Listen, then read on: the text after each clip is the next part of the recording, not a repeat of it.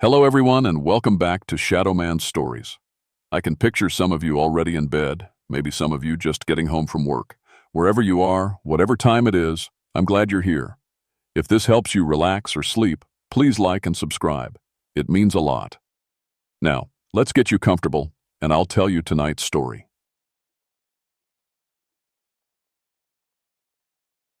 My name is Marcus Winterbear, but everyone calls me Mark.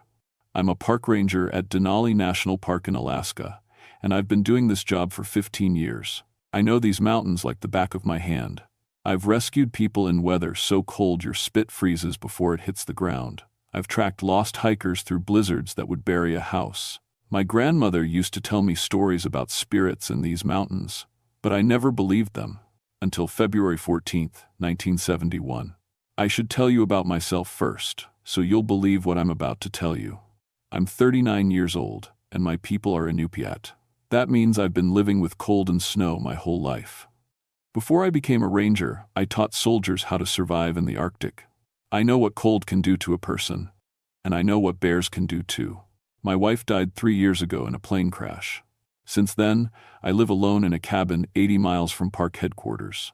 It's just me, my sled dogs, and the mountains. I like it that way. The cold doesn't bother me, and the quiet helps me think. But that February morning, something felt wrong. I was sitting in my cabin drinking coffee when the radio crackled to life. "Mark, we got a problem." It was Jim, my boss back at headquarters. "That research team up at Wonder Lake, they're 6 days overdue." Wonder Lake sits in the loneliest part of Denali. It's 85 miles from the nearest town. In February, it's one of the coldest places on Earth. The only way to get there is by bush plane or a week-long trip with dogs. "What kind of research?" I asked. "Bear study, 4 scientists from the university. They were supposed to radio in every day." I knew this was bad. Nobody misses radio calls in the wilderness. Not if they're alive. "Their emergency beacon went off yesterday," Jim continued. "Then it went dead. Last thing we heard was something about massive tracks." I felt something cold crawl up my spine, and it wasn't the weather. "I'm sending Tommy Icewalker with you," Jim said. "He knows that area better than anyone." Tommy was 23, grandson of the village elder. Good kid, but he always seemed nervous about the deep wilderness. His grandfather told the old stories. The ones about things that lived in the ice and snow. "When do we leave?" I asked. "Now, weather window closes tomorrow night." I packed my gear, survival equipment, my rifle, emergency flares, and food for a week. My 8 sled dogs sensed something was wrong. They whined and paced in their pen, which wasn't like them at all. Dogs have better instincts than people. Tommy showed up an hour later on his snowmobile, pulling a supply sled.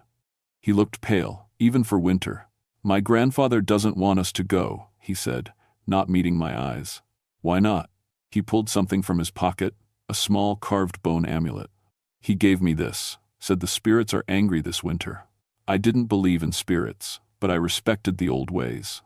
If Tommy's grandfather was worried, maybe I should pay attention. "What's got him spooked?" I asked. Tommy pointed up at the sky. The aurora borealis was dancing green and blue across the afternoon sky, which was strange. Aurora usually comes at night.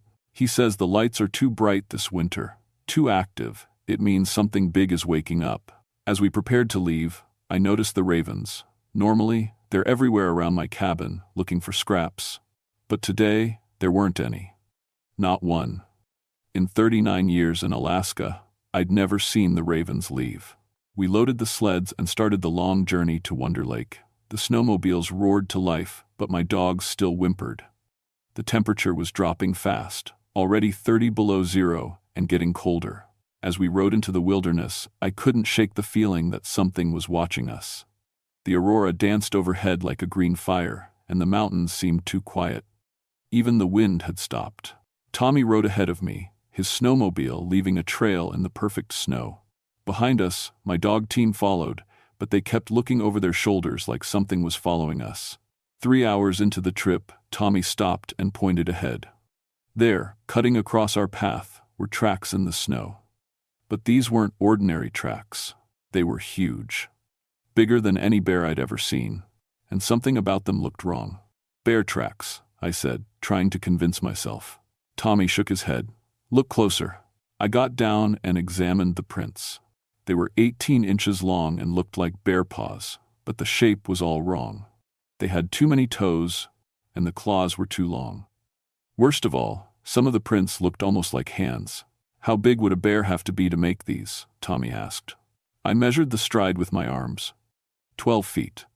A bear that size would weigh over a ton. Must be an old print, I said. Wind and melting changed the shape, but I knew that wasn't true. The print was fresh, maybe an hour old. We followed the trail toward Wonder Lake, and with every mile, the feeling of being watched got stronger. The aurora above us pulsed like a heartbeat, and the cold bit deeper than it should have. Something was very wrong in these mountains. Wonder Lake was dead quiet when we arrived. No wind, no bird sounds, nothing. Even our snowmobile engines seemed muffled by the thick air. The research team's camp sat on the frozen shore like a picture, everything covered in perfect white snow. But when we got closer, I could see it wasn't perfect at all. The tents were arranged in a circle, like the scientists had tried to defend themselves from something. Equipment was scattered everywhere. Broken pieces of metal and plastic sticking up through the snow like bones. Look at this, Tommy called out. He was standing by what used to be their main shelter. Long claw marks ran down the side, cutting through the heavy fabric like it was paper. The marks were deep. Whatever made them was incredibly strong. I knelt down and stuck my finger into one of the gashes.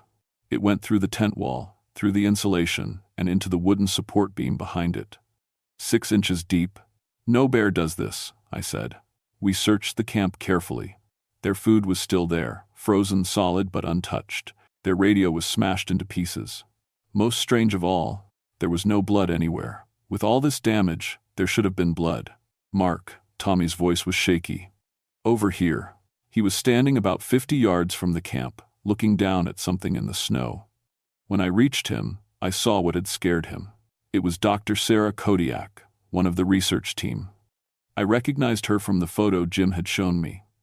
She was sitting upright in the snow, perfectly preserved by the cold. Her eyes were wide open, staring at something only she could see. Her face was locked in absolute terror. But here's the thing that made my skin crawl. She wasn't just frozen, she was frozen from the inside out. I could see ice crystals in her eyes, and when I touched her hand, it was harder than a rock. Whatever killed her had dropped her body temperature so fast that her blood turned to ice in her veins. This isn't natural cold, Tommy whispered. This is something else. I was starting to agree with him. I'd seen people freeze to death before. This wasn't how it worked. We found the second body 20 minutes later. Peter Frostborn, the research assistant, was wedged high up in a pine tree, 40 feet off the ground. His body was frozen solid too, but his clothes weren't torn. Whatever put him there had been gentle about it, almost careful. How did he get up there? Tommy asked. I looked at the tree trunk. No scratches, no broken branches. It was like someone had just placed him there.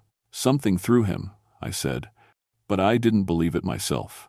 You'd have to be incredibly strong to throw a man that high and incredibly precise to do it without damaging him.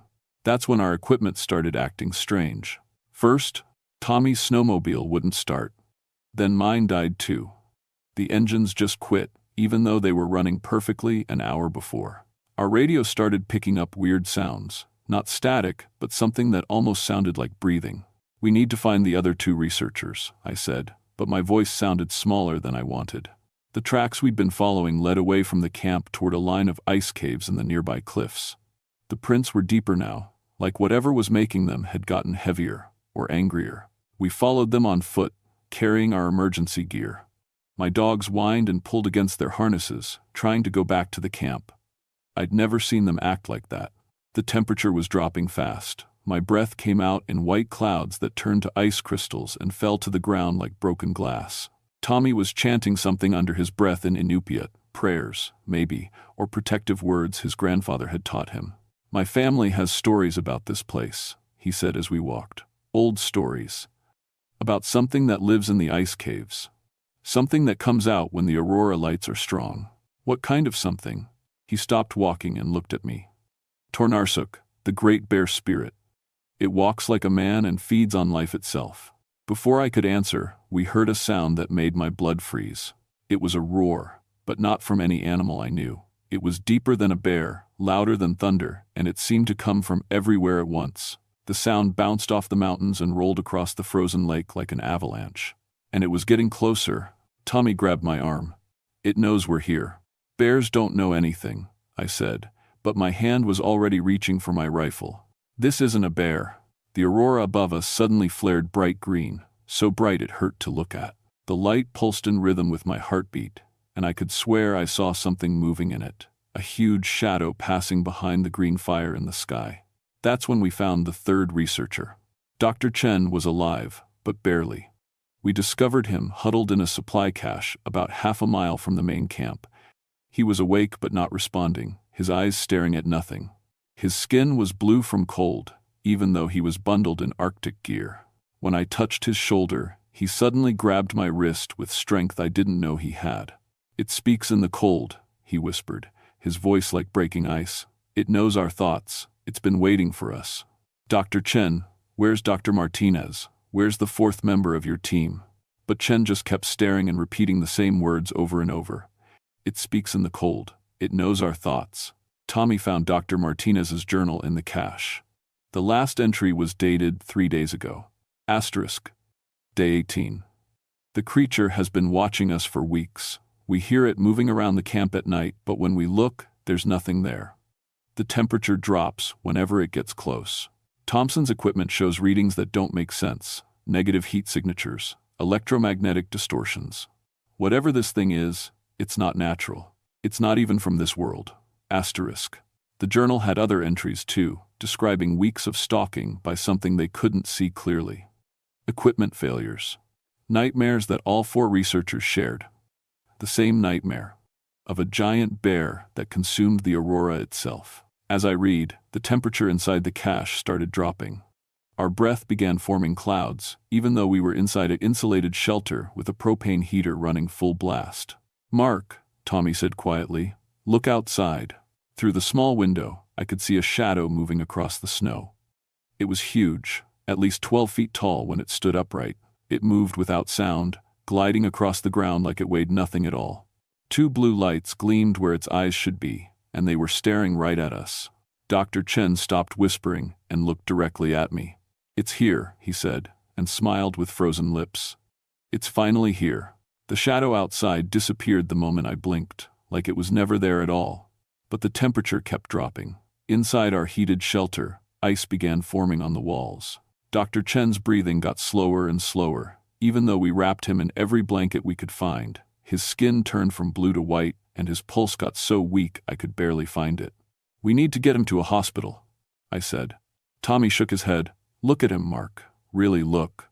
Chen's body temperature was dropping fast, too fast for normal hypothermia. His skin felt like ice when I touched it, and frost was forming around his nose and mouth with each breath. "How is this possible?" I asked. "It's feeding on him," Tommy said, "from a distance. That's what the stories say. The Tornarsuk can steal your body heat without even touching you." I wanted to argue, to find a logical explanation, but Chen was dying right in front of us. His body was freezing from the inside out, just like Dr. Kodiak. "There has to be something we can do." Tommy was reading Martinez's journal, his face getting paler with each page. "Listen to this," he said, and started reading. Asterisk. Day 15. "Whatever is stalking us, it's intelligent. It destroyed our radio antenna, but left the radio intact, like it wants us to know we can't call for help. It's toying with us. Playing games." Asterisk. Asterisk. Day 16. "Sarah thinks she saw it clearly tonight. She says it looks like a bear, but wrong. Too big, wrong proportions. She swears it was standing upright like a man, watching our camp from the tree line." Asterisk. Asterisk. Day 17. "Found massive claw marks carved into the permafrost near our camp, 6 feet deep into solid ice. No known animal has that kind of strength. Chen is convinced we're dealing with something supernatural. I'm starting to agree." Asterisk. Dr. Chen took one last shallow breath and went still. His body was so cold that frost immediately formed over his skin. In the space of minutes, he had turned into a statue of ice. But it was what happened next that really scared me. Outside the shelter, we heard voices calling for help. Dr. Martinez's voice, clear as day, shouting, "Help us. We're trapped in the caves. Please help." Then Dr. Kodiak's voice, "Mark, Mark, we're alive. Come find us." Tommy grabbed my arm before I could move toward the door. "Don't listen," he whispered. "Those people are dead. You saw their bodies." But the voices sounded so real, so desperate. Every instinct I had screamed at me to go help them. "It's using their voices," Tommy said. "My grandfather told me about this. The Tornarsuk keeps the souls of everyone it kills. It can use them as bait." The voices got louder, more urgent. Now they were right outside our shelter, pleading for us to come out. But when I looked through the window, I saw nothing but empty snow. That's when our propane heater died. The flame just went out, even though the tank was full. The temperature inside the shelter immediately started dropping. Within minutes, it was colder inside than outside. "It's controlling the cold itself," Tommy said, his breath coming out in white puffs, "making it colder than nature allows." I tried to restart the heater, but it wouldn't light. The propane lines had frozen solid, which shouldn't have been possible with the antifreeze additives we used. Then the voices outside changed. Now I heard my wife calling for me. Sarah's voice, clear and sweet like the day she died. "Mark, I'm waiting for you. Come outside." "I'm so cold, Mark. Help me get warm." Tears froze on my cheeks before I could wipe them away. I knew Sarah was dead. I'd buried her 3 years ago. But hearing her voice made my heart break all over again. "It knows our weaknesses," Tommy said. "It can see inside our minds, find what hurts us most." But Tommy was hearing voices too. He was crying, responding to someone calling him in Inupiat, his mother, maybe, or his grandmother. "We can't stay here," I said. "This place is compromised." We gathered our gear and prepared to leave, but when I tried to open the door, it wouldn't budge. Ice had formed around the edges, sealing us inside like we were in a tomb. I put my shoulder to the door and pushed with all my strength. The ice cracked, and cold air rushed in like a living thing. The temperature outside was now so low that it hurt to breathe. We stumbled out into the night, carrying our survival gear and emergency supplies. The aurora overhead was brighter than I'd ever seen it, pulsing and swirling like it was alive. And in the green light, I could see tracks everywhere. The same massive, wrong-shaped prints we'd found before. But now there were hundreds of them, circling our shelter, leading off in every direction. Like whatever was making them had been pacing around our shelter for hours, deciding what to do with us. "This way," Tommy said, pointing toward a ridge that would give us higher ground. "We need to get away from the caves." But as we walked, the tracks followed us. Not old tracks, fresh ones, appearing in the snow as we moved. Something was following us, staying just out of sight. Every few minutes, we'd hear movement in the darkness around us, the crunch of snow, the snap of a branch. But when we turned to look, there was nothing there. "It's hurting us," I realized. "Keeping us moving in the direction it wants." Tommy nodded grimly. "Toward the ice caves. That's where it lives." The cold was getting worse. My fingers were numb even inside my heavy gloves, and my feet were starting to lose feeling. This wasn't natural Arctic cold. This was something else, something supernatural. Then, we saw it clearly for the first time. A shadow moved across the ridge above us, silhouetted against the aurora. It was massive, at least 12 feet tall when it stood upright. It had the general shape of a bear, but wrong in every detail. The proportions were too human, the limbs too long, the head too large, and its eyes glowed electric blue, like frozen lightning. It stood there for a moment, letting us see it, letting our fear grow. Then it opened its mouth and roared again, that sound that was deeper than thunder and seemed to come from the earth itself. The roar started an avalanche on the far slope, tons of snow cascading down the mountainside. But the creature didn't seem bothered by the noise. It was in complete control of its environment. "Tornarsuk," Tommy whispered. The creature turned its massive head toward us, and I swear it smiled with too many teeth. Then it was gone, vanishing into the storm that seemed to follow it wherever it went. But we could still feel it watching us, stalking us, playing with us like a cat plays with mice. And I was beginning to understand that we weren't going to make it out of these mountains alive. Tommy and I found an emergency cache 3 miles from where we'd seen the creature. It was a small shelter built into the rocks, designed to hold supplies for stranded climbers. We broke inside and barricaded the door with everything we could find. But I knew it wouldn't matter. If this thing could control cold itself, a few pieces of furniture wouldn't stop it. Inside the cache, we found emergency food, medical supplies, and most importantly, a working radio. I tried to contact park headquarters, but all I got was static, filled with sounds that made my skin crawl, growling, breathing, and underneath it all, voices whispering in languages I didn't recognize. My grandfather knew this would happen, Tommy said while I worked on the radio. He was sitting in the corner, holding the bone amulet his grandfather had given him. He told me stories about the last time the Tornarsuk woke up. That was 1923. What happened in 1923? A hunting party went into these mountains during a winter when the aurora was strong. 8 men went in, only 1 came back, and he was crazy from what he'd seen. He said the Tornarsuk had taken the others, consumed their souls to make itself stronger. I finally got a weak signal on the radio. Jim's voice crackled through the static. Mark? Mark, is that you? Jim, we need immediate evacuation. The research team is dead, and there's something up here. The radio went dead. When I tried again, all I heard was my wife's voice coming through the static. Mark, why didn't you save me? Why did you let me die? I threw the radio against the wall, smashing it into pieces. It's inside our heads now, Tommy said quietly. It knows everything about us. Our fears, our guilt, our weaknesses. The temperature in the cache was dropping again, even though we'd sealed every crack and gap we could find. Ice was forming on the inside of the walls, creating patterns that looked almost like writing. Tommy stood up suddenly, staring at the frost patterns. Mark, look at this. The ice formations were spelling out words in English. Hungry, cold, alone. As we watched, new words appeared. Join us. Feed us. Become us. It's not just hunting us, I said. It's trying to communicate.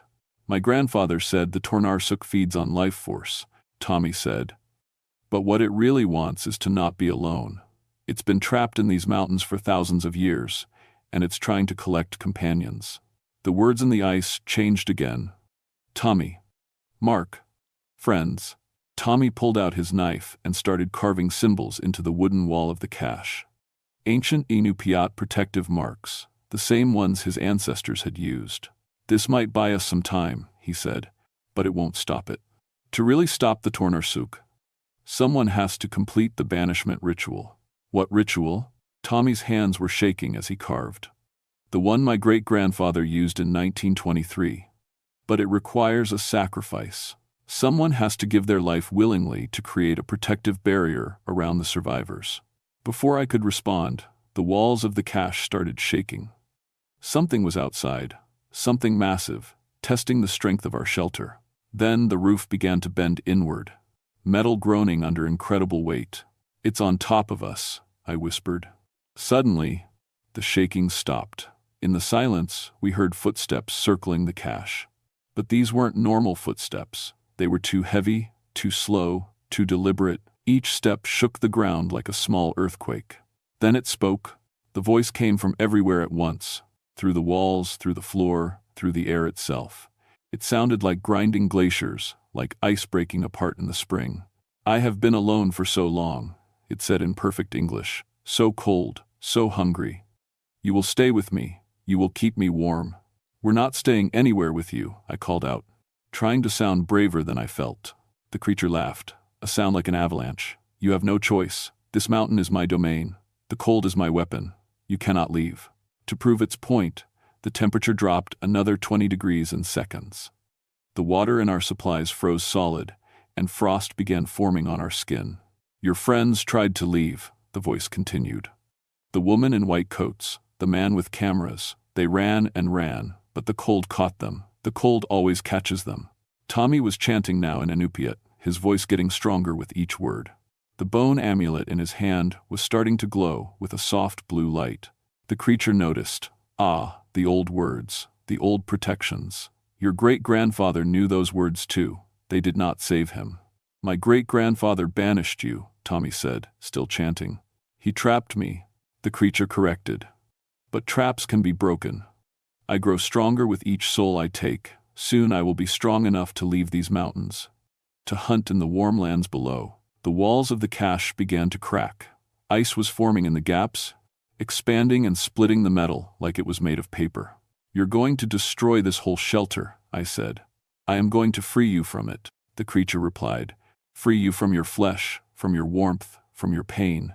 You will be ice and snow and hunger, like me. You will be eternal." Tommy stood up, still holding his glowing amulet. "Mark, I know what I have to do. Don't even think about it. It's the only way. The ritual requires a willing sacrifice to create a protective barrier. If I do this, you might be able to get away. There has to be another way."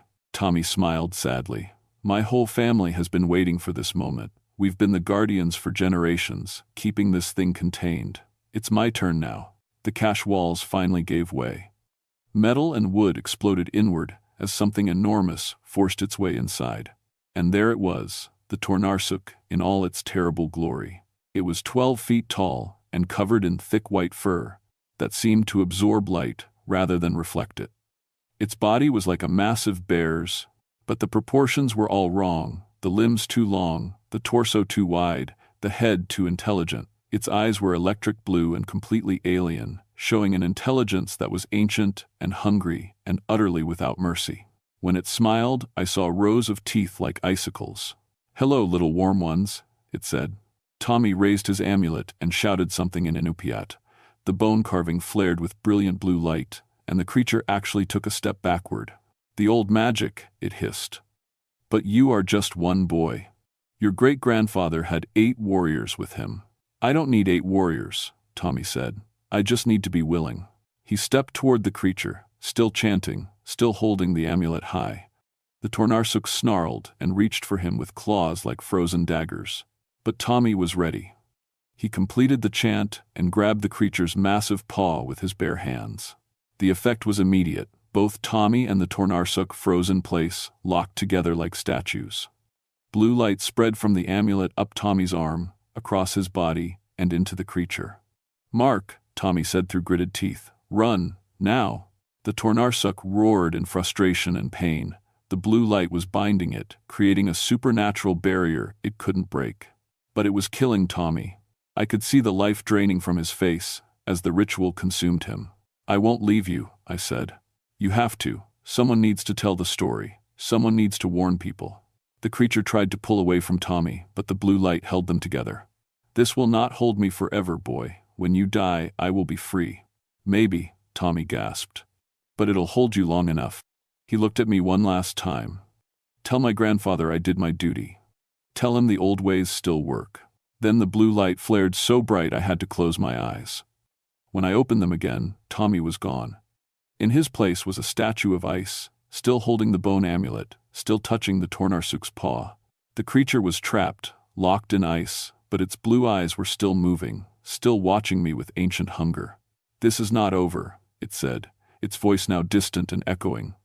"The ice will melt, the barriers will weaken. And I will remember you, Mark Winterbear. I will dream of your warmth." A blue bubble of protective energy surrounded me, Tommy's final gift. Inside it, I was safe from the supernatural cold. I ran. I made it back to civilization 3 days later, half frozen and completely exhausted.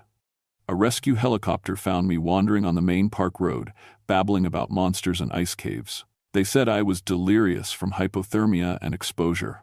The official report listed the deaths of the research team as extreme weather exposure. Tommy's death was recorded as lost in avalanche. They found his body exactly where I told them, frozen solid in the emergency cache. But they didn't find any statue or creature, just Tommy, frozen, holding his grandfather's amulet. They made me sign papers. Lots of papers. Non-disclosure agreements, medical waivers, psychiatric evaluation forms. Men in dark suits asked me questions about what I'd seen, then told me I hadn't seen anything at all.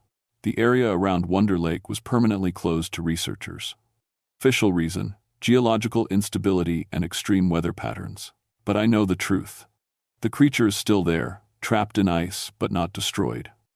Every winter during peak aurora activity, hikers go missing in that area. The Park Service quietly discourages people from going there, rerouting trails and posting warnings about dangerous wildlife. Tommy's grandfather wasn't surprised when I told him what happened. He just nodded sadly and said his grandson had fulfilled the family duty.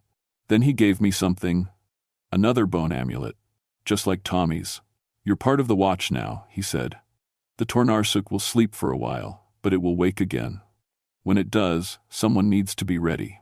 That was over 50 years ago. I'm an old man now, but I still live in these mountains. I still watch. During the winters, when the aurora is strongest, I hike up to that closed area and check the ice caves, making sure the barriers are holding, making sure Tommy's sacrifice still means something. Sometimes, late at night, I can hear it calling to me through the wind, promising warmth if I'll just come closer, promising an end to loneliness if I'll just let it out. But I remember Tommy's courage, I remember his sacrifice, and I keep watching. Because some things are too dangerous to forget, some warnings need to be passed down from generation to generation. And some monsters never really die, they just wait. If you're ever hiking in Alaska and you see Aurora Borealis during the day, turn around and go home. If the ravens disappear and the dogs won't stop whining, leave immediately. And if you ever find tracks in the snow that are too big and shaped wrong, don't follow them. Some things in these mountains are still hungry. Some things are still waiting. And winter never really ends.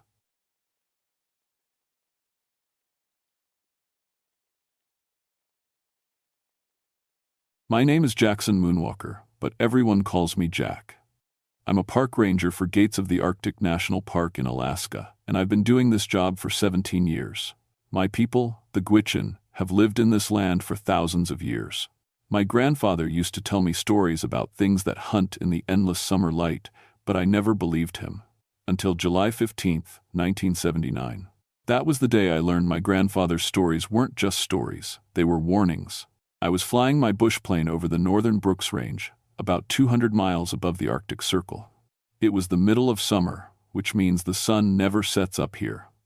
We call it the midnight sun. The sky stays bright 24 hours a day, and it can mess with your head if you're not used to it. I was checking on a research station that had gone quiet. 6 scientists were up there studying how the frozen ground was changing. They had good equipment and plenty of supplies. But for 12 days, nobody had heard from them. Their emergency radio was working fine, but when people tried to talk to them, nobody answered back. The last message they sent was weird. Dr. Rebecca Lightbane, the team leader, said their shadows were acting wrong. Command figured she meant their equipment was broken. Shadows can't act wrong, right? As I flew closer to the station, I noticed something that made my skin crawl. There were no animals anywhere. Usually, this area is full of life during summer. Caribou, wolves, birds, even bugs, but I didn't see anything moving down there. It was like every living thing had just left. The air felt wrong too. Even though the sun was shining bright, it was getting cold, really cold. My breath started making little clouds inside the heated cabin. That shouldn't happen in July. Then I saw the research station. It looked normal from above. The buildings were still standing, and I could see their vehicles parked outside. But something about it felt empty. Not just quiet, empty, like nobody had been there for years. I radioed my base. "This is Ranger Moonwalker. I can see the research station. Everything looks okay from up here, but I'm getting a bad feeling about this place." "Copy that, Jack," came the reply. "Take a look around, but be careful. We've got reports of strange weather in your area." Strange weather. If they only knew. I landed my plane on a flat stretch of ground about half a mile from the station. As soon as I stepped out, I knew something was very wrong. The silence was complete. No wind, no birds, no insects buzzing, just dead quiet. And then there was the humming. It was so low I almost didn't notice it at first. It seemed to come from everywhere and nowhere at the same time. It made my teeth ache. I checked my gear. I had my rifle for polar bears, a radio, emergency medical kit, cold weather clothes, and some other supplies. I also had something my grandfather gave me when I started this job. A small leather pouch with traditional protection items inside. I never used it, but I always carried it. Today, I was glad I had it.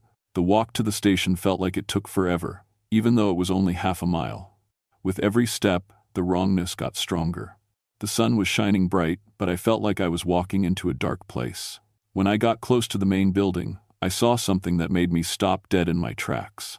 There was a thermometer mounted outside the door. It read -10 degrees. In July, in direct sunlight, I tried the radio again. "Base, this is Jack. I'm at the research station. Something is definitely wrong here." The temperature is way below freezing, and I haven't seen any signs of life. Static, then. Jack, we're getting weird readings from your area, some kind of magnetic disturbance. Be very careful. I walked up to the main door. It was unlocked. I pushed it open and called out, "Hello? Anybody here? This is Park Ranger Moonwalker." No answer. But as I stepped inside, I noticed something that made my blood run cold. The building was warm inside. All the lights were on. There was food on the table, like someone had just stopped eating lunch. Computers were running. Everything looked normal. Except for one thing. I couldn't see my shadow anywhere. The lights were bright. I was standing right under them, but I cast no shadow at all. I stood in that doorway for a long time, staring at the floor where my shadow should have been. I moved around, waved my arms, even jumped up and down. Nothing. It was like my shadow had just disappeared. Then I remembered what my niece Anna always said about the old stories. She was getting her degree in anthropology and spent a lot of time with our elders, learning the traditional ways. Anna was smart and usually didn't believe in the old superstitions, but she respected them. Uncle Jack, she'd told me once, grandfather's stories about the Ijirok aren't just fairy tales. The Ijirok are shapeshifters that hunt by stealing shadows first. When you lose your shadow, you start losing your connection to the living world. At the time, I'd laughed it off. Now I wasn't laughing. I pulled out my camera and took some pictures of the room. When I looked at them, my heart nearly stopped. In the photos, I could see the research team. All 6 of them, sitting around the table, eating lunch. They looked normal, except their shadows were moving wrong. Some shadows were reaching in different directions than their bodies. Others seemed to be crawling across the floor by themselves. I dropped the camera and ran outside. I needed to think, and I needed fresh air. That's when I saw Anna walking toward me across the empty ground. "Anna?" I called out. "What are you doing here?" She was carrying her backpack and looked like she'd been hiking for hours. When she got close, I could see she was worried. "Uncle Jack, I've been trying to reach you on the radio for 2 days. I was at the village when the elders started having dreams about shadow hunters. They sent me to find you." Dreams? The same dream, all of them. Shadow beings hunting during the midnight sun, stealing people's spirits through their shadows. They said it was happening somewhere in the park. She looked at the research station. "Here?" I told her what I'd found inside. She listened without interrupting, but I could see fear growing in her eyes. "Uncle, we need to leave. Right now." "I can't leave. Those people might still be alive somewhere." Anna shook her head. "If they've lost their shadows, they're not alive in the way we understand it. They're caught between worlds." To prove her wrong, I showed her the photos on my camera. When she saw them, she went very pale. "These were taken just now?" she asked. "Yes, but look at the timestamp in the corner." I looked. The photos were dated 3 days ago. "That's impossible," I said. "I just took these." Anna was already digging through her backpack. She pulled out a small bundle wrapped in caribou hide. "Grandmother's protection bundle," she said. "We're going to need it." We went back inside the station together. This time, I watched Anna carefully. Like me, she cast no shadow under the bright lights. Anna unwrapped her grandmother's bundle and pulled out some small carved bone pieces and a handful of dried herbs. She sprinkled the herbs around the doorway and placed the bone pieces on the windowsills. "What's that supposed to do?" "It won't stop them, but it might help us see them coming." As if in response to her words, the humming sound got louder. The lights in the station flickered once, twice, then went out completely, but we could still see. The sunlight coming through the windows was getting brighter, much brighter than it should be. And in that bright light, we saw them.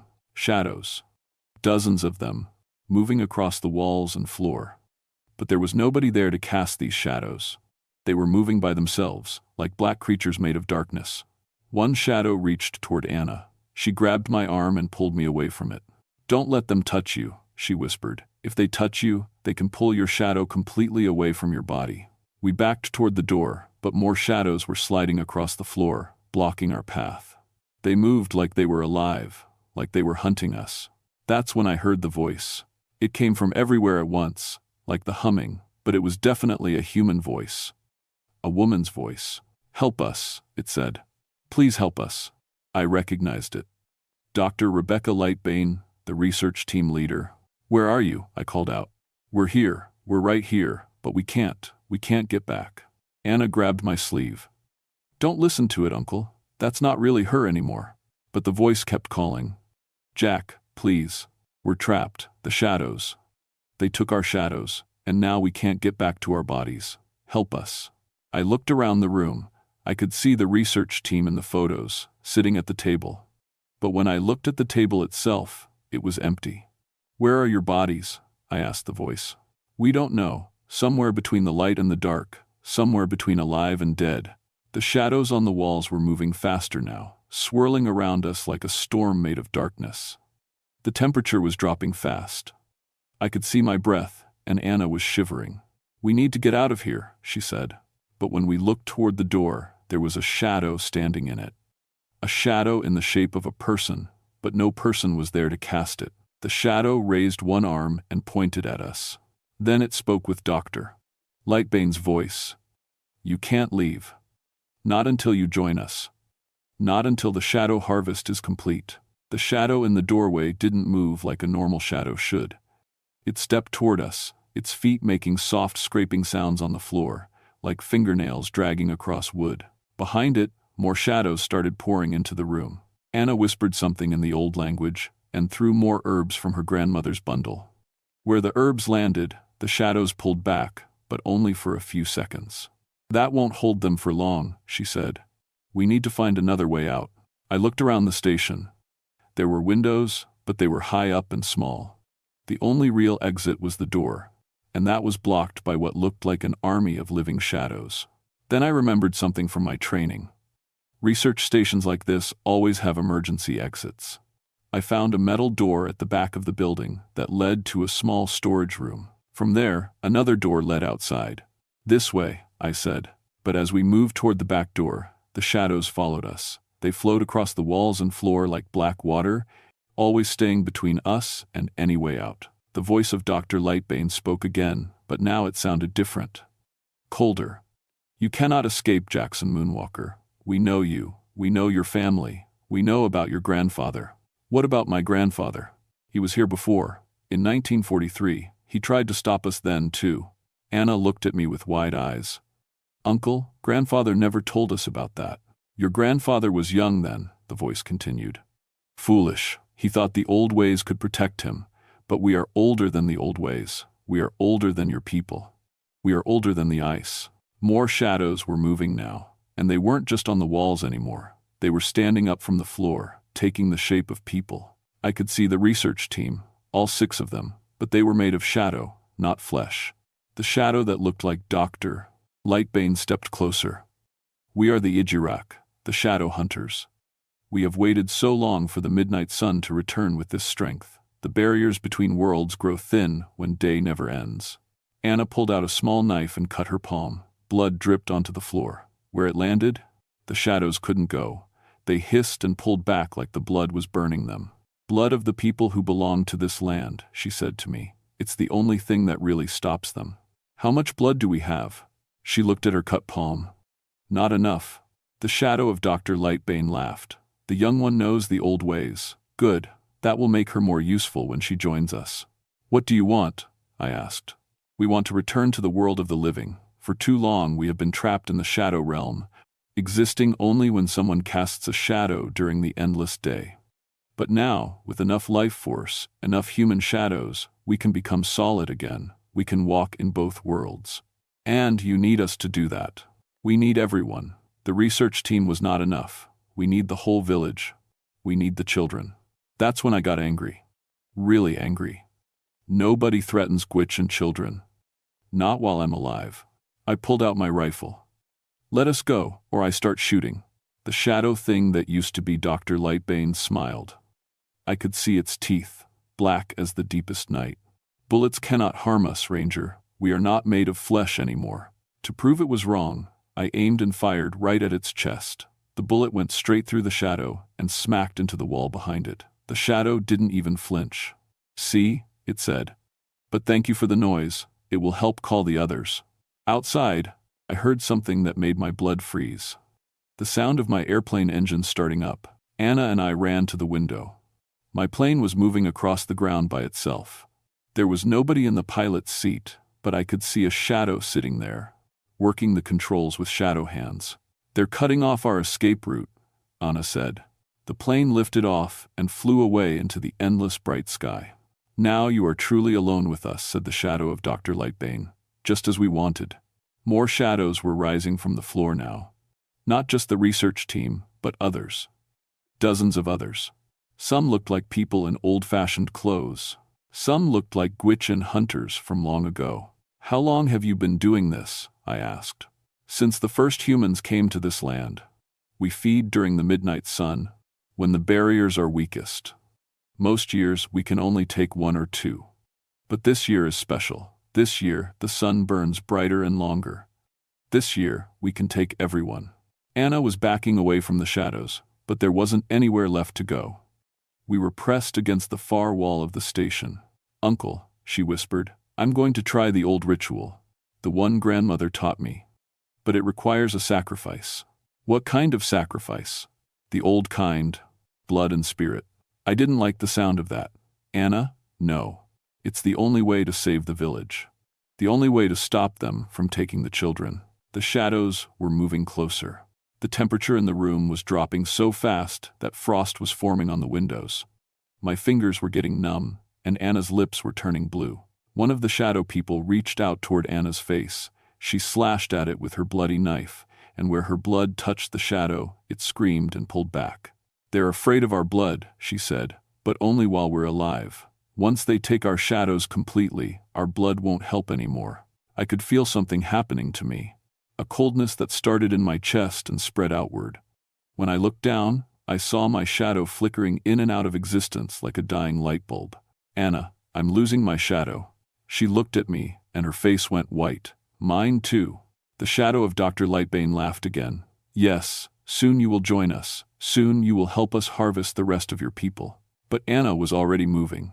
She pulled out a small pouch from her grandmother's bundle and poured something that looked like black sand in a circle around us. "Sacred earth from the old burial ground," she said, "mixed with ash from fires that burned for 1,000 years." The shadows stopped moving toward us, but they didn't retreat. "That will not hold us for long, child," said the shadow, "and when it fails, you will become one of us. Your uncle too." Anna looked at me with tears in her eyes. "Uncle, I need you to trust me. What I'm about to do, it's going to look bad. But it's the only way." "Anna, what are you planning?" She pulled out her knife again and pressed the blade against her throat. "The ritual requires a willing sacrifice. Someone who gives up their life freely to save others. When I die here, in this circle, my spirit will go into the shadow realm. I'll be able to fight them there, on their own ground." "No." I grabbed for the knife, but she pulled away. "There's no other way, Uncle. If I don't do this, they'll take everyone in the village, all the children, all our people." The shadows pressed against the circle of sacred earth. I could see it starting to glow faintly, but the light was getting dimmer. "The barrier is weakening," Anna said. "I have to do this now." She raised the knife. "Wait," I shouted, grabbing Anna's wrist before she could cut her throat. "There has to be another way." The shadow of Dr. Lightbane laughed. "There is no other way, Ranger. The child knows this. She has read the old stories. Only willing sacrifice can break our hold on this place." "What old stories?" I demanded, looking at Anna. Anna's eyes were full of tears, but her voice was steady. "The story of the Shadow War. From the time when your grandfather was young. He didn't tell you because he was ashamed. Ashamed of what? He ran away. When the Ijarak came to the village in 1943, he was supposed to perform the sacrifice ritual, but he couldn't do it. He couldn't give up his life for the others. So, other people died instead. The temperature in the room was so cold now that our breath came out in thick white clouds. The circle of sacred earth around us was flickering like a dying candle. Grandfather never told me any of this, because he spent the rest of his life trying to forget it. But the elders remember. They always remember. The shadow thing wearing Dr. Lightbane's shape pressed closer to the edge of our protective circle. "Your grandfather was weak, but you don't have to be. Let the girl sacrifice herself, and we will make your death quick." That's when I understood what was really happening. These things weren't just hunting random people. They were specifically going after my family. They had been planning this for decades. "You've been waiting for me to come here," I said. "Yes. We needed someone with the blood of the old families. someone whose sacrifice would have real power. Your grandfather denied us. But now we have his grandson and his granddaughter. Anna raised the knife again. Uncle, please, let me do this. No, I knocked the knife out of her hands. I won't let you die for something our grandfather did. But as I said that, I felt my shadow slipping away completely. The coldness in my chest spread to my arms and legs. I was starting to feel disconnected from my own body, like I was floating just above myself. Anna grabbed my hand. Uncle, look at me. Look at me. I looked down. Anna was flickering, becoming see-through like she was made of smoke. We're both losing ourselves, she whispered. In a few more minutes, we'll be like them, shadows without bodies. The sacred earth circle around us was almost gone now, just a few dim spots of light in the growing darkness. That's when I heard another voice. A voice I recognized. Jackson. It was my grandfather. But he had been dead for 5 years. I looked around and saw him standing behind the shadow creatures. He looked just like I remembered, but he was faint, like a reflection in old glass. Grandfather? I have been waiting for this moment, he said. Waiting to make up for my failure. The shadow of Dr. Lightbane turned toward my grandfather's spirit. You cannot be here. You refused the call. You lost the right to enter this realm. I lost the right to enter it as a living person, grandfather said. But I never lost the right to enter it as a spirit. Anna gasped. He's been in the shadow realm all this time. Not alive, not dead, but waiting. Waiting for what? I asked. Grandfather walked through the shadow creatures like they weren't even there. Waiting to teach you what I should have taught you long ago. The sacrifice the ritual requires. It doesn't have to be death. What do you mean? The Ijurak feed on the connection between body and shadow. They steal that connection, leaving people trapped between worlds. But if someone willingly gives up that connection, not through death, but through spiritual choice, they can enter the shadow realm with full power. The shadow creatures were getting agitated. They pressed harder against our weakening circle. He lies, screamed the shadow wearing Dr. Lightbane's form. Only death can break the barrier. No, said grandfather. Only sacrifice, and there are different kinds of sacrifice. He looked at me with those old, sad eyes. Jackson, you can choose to release your shadow willingly. Let it go into their realm. But keep your spirit tied to this world. You will exist in both places at once. You will be able to fight them on their ground while staying alive in this one. What happens to me? You will be changed. Forever. You will see things others cannot see. You will know when the shadow realm touches our world. And you will be able to stop it. Anna squeezed my hand. Uncle, I think he's right. In the old stories, there were people called shadow walkers. They could move between worlds. The circle of sacred earth around us flickered and went out. The shadow creatures surged forward. I didn't have time to think about it anymore. I closed my eyes and let go. I let go of the connection between my body and my shadow. I felt it slip away, like a rope sliding through my fingers. For a moment, I thought I was dying. Then I opened my eyes and saw everything. I could see the research station, but I could also see through it to the shadow realm beneath. I could see the shadow creatures, but now they looked different. They weren't monsters. They were people, just like us, but they had been trapped in the darkness for so long that they had forgotten how to be human. I can see you, I said to them. I can see what you really are. The shadow wearing Dr. Lightbane's shape stopped advancing. For the first time, it looked afraid. You're not evil, I continued. You're just lost. You've been trapped so long that you forgot there's another way back to the living world. I stepped out of the circle and walked toward them. Anna tried to follow, but I held up my hand. Stay there. You're still fully human. This is something I have to do alone. I reached out to the shadow that used to be Dr. Lightbane. When I touched it, I could feel all its pain and confusion and desperate hunger to be alive again. You don't have to steal our shadows, I said. I can show you how to find your way back to your own bodies. And in that moment, with my grandfather's spirit guiding me and Anna's prayers supporting me, I did something that nobody had done for hundreds of years. I opened a door between the worlds. The rescue team found us 3 days later. Anna was sitting by my unconscious body, keeping me warm and feeding me water when I was awake enough to drink. She told them I had gotten sick from the extreme cold and that she'd been taking care of me. The research team was found alive in their sleeping bags, suffering from hypothermia and memory loss. They remembered arriving at the station and setting up their equipment, but nothing after that. The official report blamed equipment failures during an unusual magnetic storm. Dr. Lightbane asked me once, just before they evacuated us, if I knew what had happened to 3 weeks of her life. I told her that sometimes the Arctic takes time away from people, but it usually gives it back eventually. She seemed satisfied with that answer. I never told anyone except Anna what really happened in that station. How could I? Who would believe that shadow creatures from another dimension had been hunting our people for centuries? But I was changed by what happened. Anna was right about that. I can see things now that other people can't see. During the midnight sun periods, when day never ends and shadows get confused, I can sense when the barrier between worlds gets thin. I can tell when something from the shadow realm is trying to cross over. The research station is closed now. The government says it's because of unstable permafrost, but I know the real reason. Every summer, during the peak of the midnight sun, shadows still move wrong in that place. Not dangerous anymore, just different, like a scar on the world that never quite healed. Anna finished her degree and became an anthropologist like she planned, but she also became something else, a keeper of the old stories. She makes sure the traditional protection methods don't get forgotten. She teaches the children about the shadow realm, not to scare them, but to prepare them. Because we know the Ijurak will be back someday. The door I opened that night went both ways. Yes, I helped the trapped shadows find their way back to their bodies, and yes, I stopped them from hunting our people. But I also made it easier for other things to cross between worlds. Sometimes, on nights when the aurora dances bright in the winter sky, I see things moving in the light that shouldn't be there. Shapes that aren't quite human, but aren't quite animal either. They watch our village from the tree line, but they don't come closer. They seem to be waiting for something. Anna says they're waiting for the barriers to weaken again.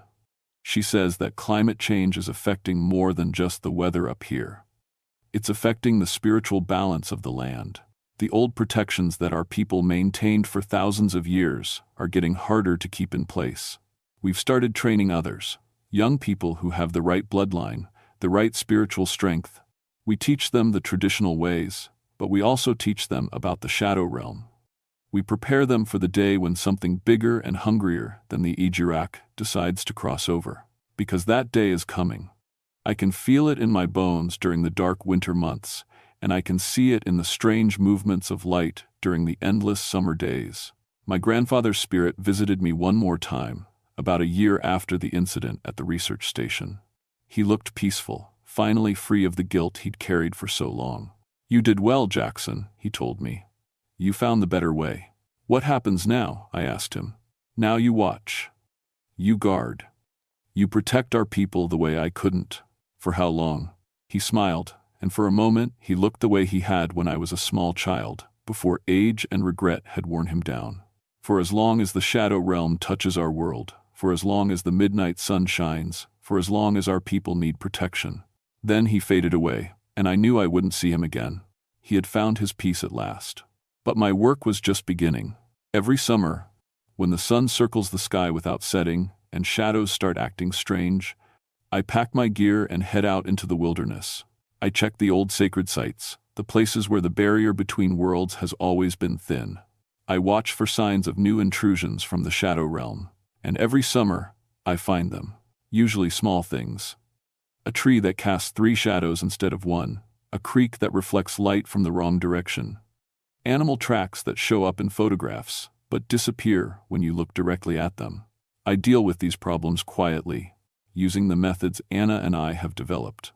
A mixture of traditional spiritual protection and modern understanding of how the two realms connect. The people in our village sleep safely because they don't know what's out there in the endless daylight, watching and waiting.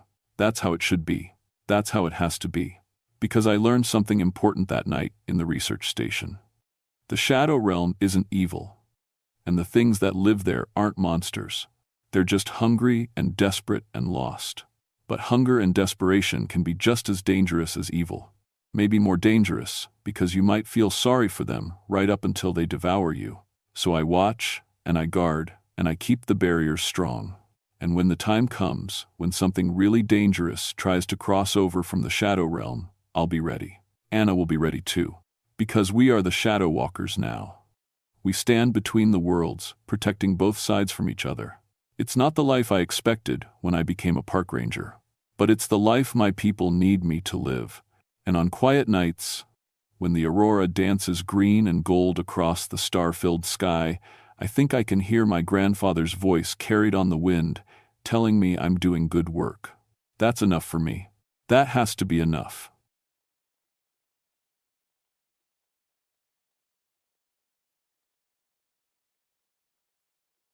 My name is Nathaniel Deepcurrent, but everyone calls me Nate.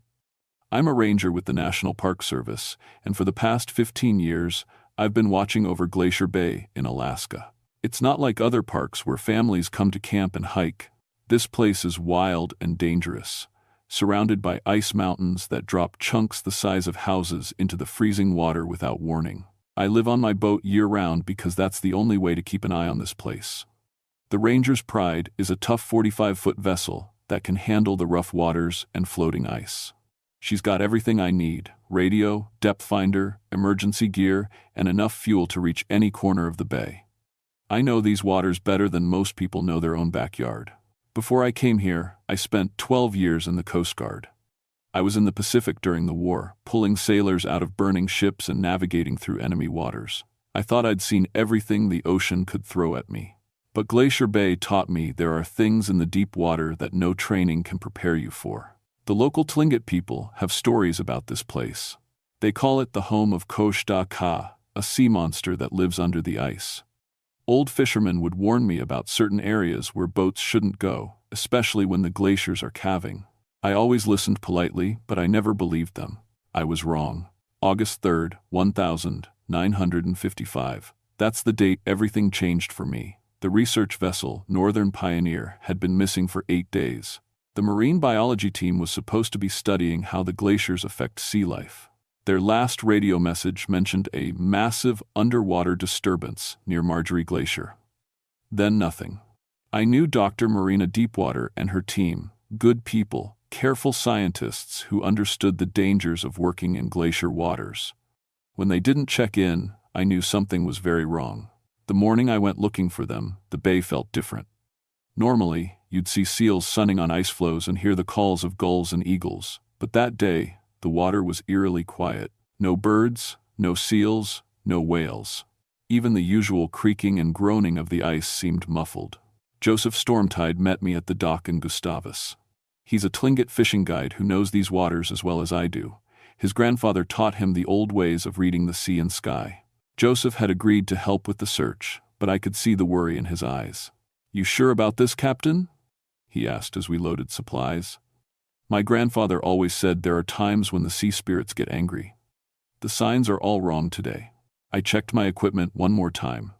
Radio, depth sounder, emergency flares, medical kit, rifle, and enough food for 3 days. Everything looked good, but Joseph's words stuck with me.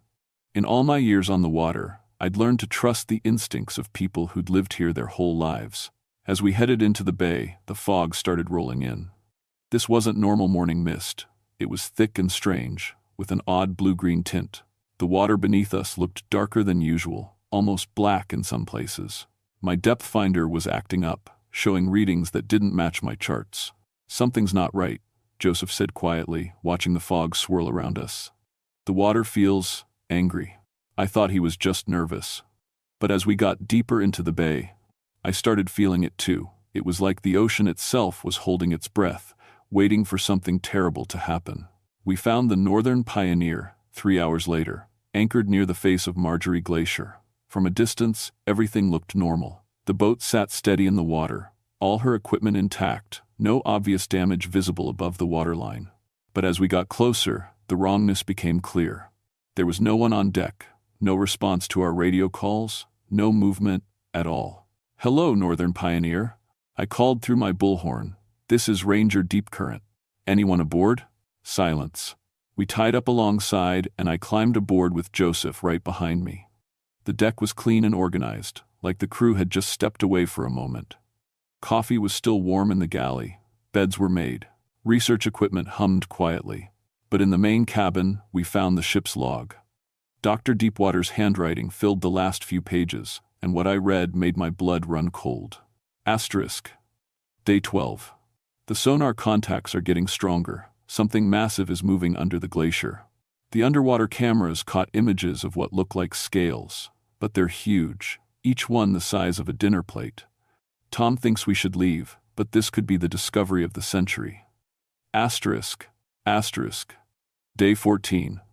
Equipment keeps malfunctioning. Compass spins wildly, engine temperature spiking for no reason. Whatever's down there is affecting our electronics. The water temperature dropped 20 degrees overnight in a localized area beneath us. Asterisk. Asterisk. Day 15. We're being watched. I know how that sounds, but all of us feel it. Something intelligent is studying us from below. The bioluminescent displays at night are unlike anything in the scientific literature. Organized patterns, almost like communication. Asterisk. The final entry was hurried, the handwriting shaky. Asterisk. Day 16. It's coming up. God help us, it's coming up. The whole glacier face is glowing blue. Emergency evacuation to asterisk. The log ended there. Joseph was examining the hull when I finished reading. He called up from the water, his voice tight with fear. "Captain, you need to see this." I leaned over the side. Below the waterline, massive gouges ran along the hull. They looked like claw marks, but each one was 6 feet long and deep enough to sink the boat. Whatever had made them was bigger than anything that should exist in these waters. My grandfather told stories about marks like these, Joseph said, climbing back aboard. When Koshta Ka gets angry, boats show up with their hulls torn but still floating. The sea spirit doesn't want to kill, it wants to warn. I was about to tell him this was no time for old stories when my radio crackled to life. The voice was faint, distorted by static and what sounded like whale songs. This is Dr. Deepwater, Northern Pioneer Crew. Trapped in underwater caves. Something massive. Guardian of the ice. Need help. The transmission cut out, leaving only the eerie whale songs echoing through the radio. My depth finder started going crazy, showing a massive contact directly beneath us. The screen showed something at least 300 feet long, moving in the depths. But according to my charts, we were over 1,000 feet of water. Nothing that big should be able to live down there. "We need to leave," Joseph said, backing toward our boat. "Now, the spirits are warning us." But before I could respond, the water around us began to glow. A soft blue-green light spread out from beneath the boats, growing brighter by the second. Through the clear water, I could see something rising from the depths. It was huge, serpentine, and it was coming straight for us. "Move," I shouted, running for the Ranger's pride. We cast off just as something enormous passed beneath us. The water displaced by its movement lifted both boats 10 feet into the air. For a brief moment, I saw it clearly, scales that reflected the bioluminescent glow, multiple sets of eyes like blue stars, and a head larger than my entire boat. Then it was gone, disappeared back into the depths, leaving us rocking wildly in its wake. My hands were shaking as I started the engine. Nothing in all my years at sea had prepared me for what I'd just seen. This wasn't a whale or any known sea creature. This was something from a much older world, something that had been sleeping under the ice for who knows how long. "Koshta Ka," Joseph whispered. "The Guardian is awake." As we fled toward deeper water, I looked back at the Northern Pioneer. She was still floating, still intact, but now I understood why. The creature hadn't destroyed her because it didn't want to. It had taken her crew somewhere, and somehow they were still alive in underwater caves. The question was, how were we going to get them back? We tried to leave the bay. I'm not ashamed to admit it. What we'd seen was beyond anything I could handle with standard Ranger equipment. But as we headed for the mouth of Glacier Bay, we ran into a wall of ice that shouldn't have existed. The glacier had calved in perfect formation, creating a barrier of icebergs that stretched across our escape route. My chart showed open water there just that morning. It was impossible, unless something had deliberately caused the ice to fall in that exact pattern. "It doesn't want us to leave," Joseph said, staring at the ice wall. "Not until we understand." My radio crackled again. This time the voice was clearer, but filled with an otherworldly harmony that made my teeth ache. "Captain Deep Current, this is Dr. Deepwater. We're alive but trapped. The entity is ancient, older than the glaciers. It's not hostile, just protective. "Dr. Deepwater," I called into the radio. "Where are you? How can we reach you?" "Underwater caverns, beneath Marjorie Glacier. Air pockets heated by its body. Captain, it's been alone for so long. Thousands of years. It just wants." The transmission dissolved into whale songs and static. Joseph was watching the water around us with growing alarm. "Captain, look at the depth finder." The sonar showed multiple contacts surrounding us. Not one massive creature now, but dozens of shapes moving in coordinated patterns. As if the entity was calling others, or showing us that it had been there all along, hidden in the depths. Then the water began to rise around us. Not waves. The actual level of the bay was lifting our boat higher and higher. Through the clear water, I could see massive coils moving beneath us, creating currents that defied every law of nature I knew. "It's demonstrating its power," Joseph said quietly. "Showing us what it can do." The electromagnetic interference got worse. Our compass spun like a roulette wheel. The engine temperature gauge climbed toward the red zone even though the cooling system was working fine.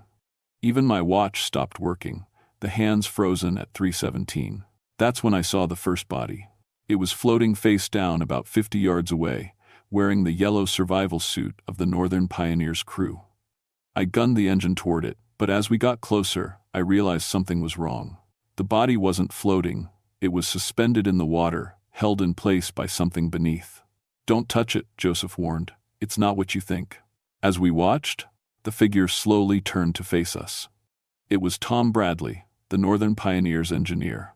But his eyes glowed with the same blue light we'd seen from the creature, and when he opened his mouth, whale songs poured out instead of words. He raised one arm and pointed toward Marjorie Glacier. Then he sank slowly beneath the surface, as if being gently pulled down by invisible hands. "It's not dead," Joseph said in wonder. "The spirit has taken his voice to communicate with us." More bodies appeared around us.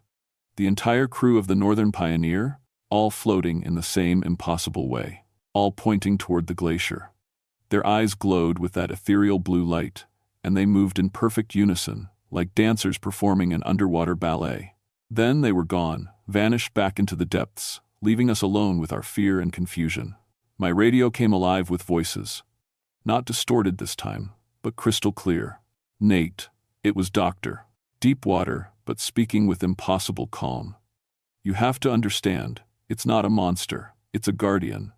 The last of its kind. The glaciers are its home, and we invaded." "Where are you?" I called back. "How do we get you out?" "We're safe, warm. It's keeping us alive in caverns we never knew existed. But it's lonely, Nate. Imagine being the only one left of your entire species, watching the world change around you for thousands of years." The water around us began to glow brighter, and slowly, incredibly, a massive head broke the surface 50 yards away. It was like looking at a mountain that had learned to swim. Scales the size of dinner plates reflected the dancing lights beneath its skin. Multiple rows of eyes regarded us with ancient intelligence. But it was the sadness in those eyes that hit me hardest. This wasn't a mindless beast. This was a thinking, feeling creature that had been alone for longer than human civilization had existed. Joseph began to sing. I didn't understand the words. They were in his native Tlingit, but the melody was haunting and beautiful. The creature's massive head tilted toward the sound, and its eyes began to pulse in rhythm with the song.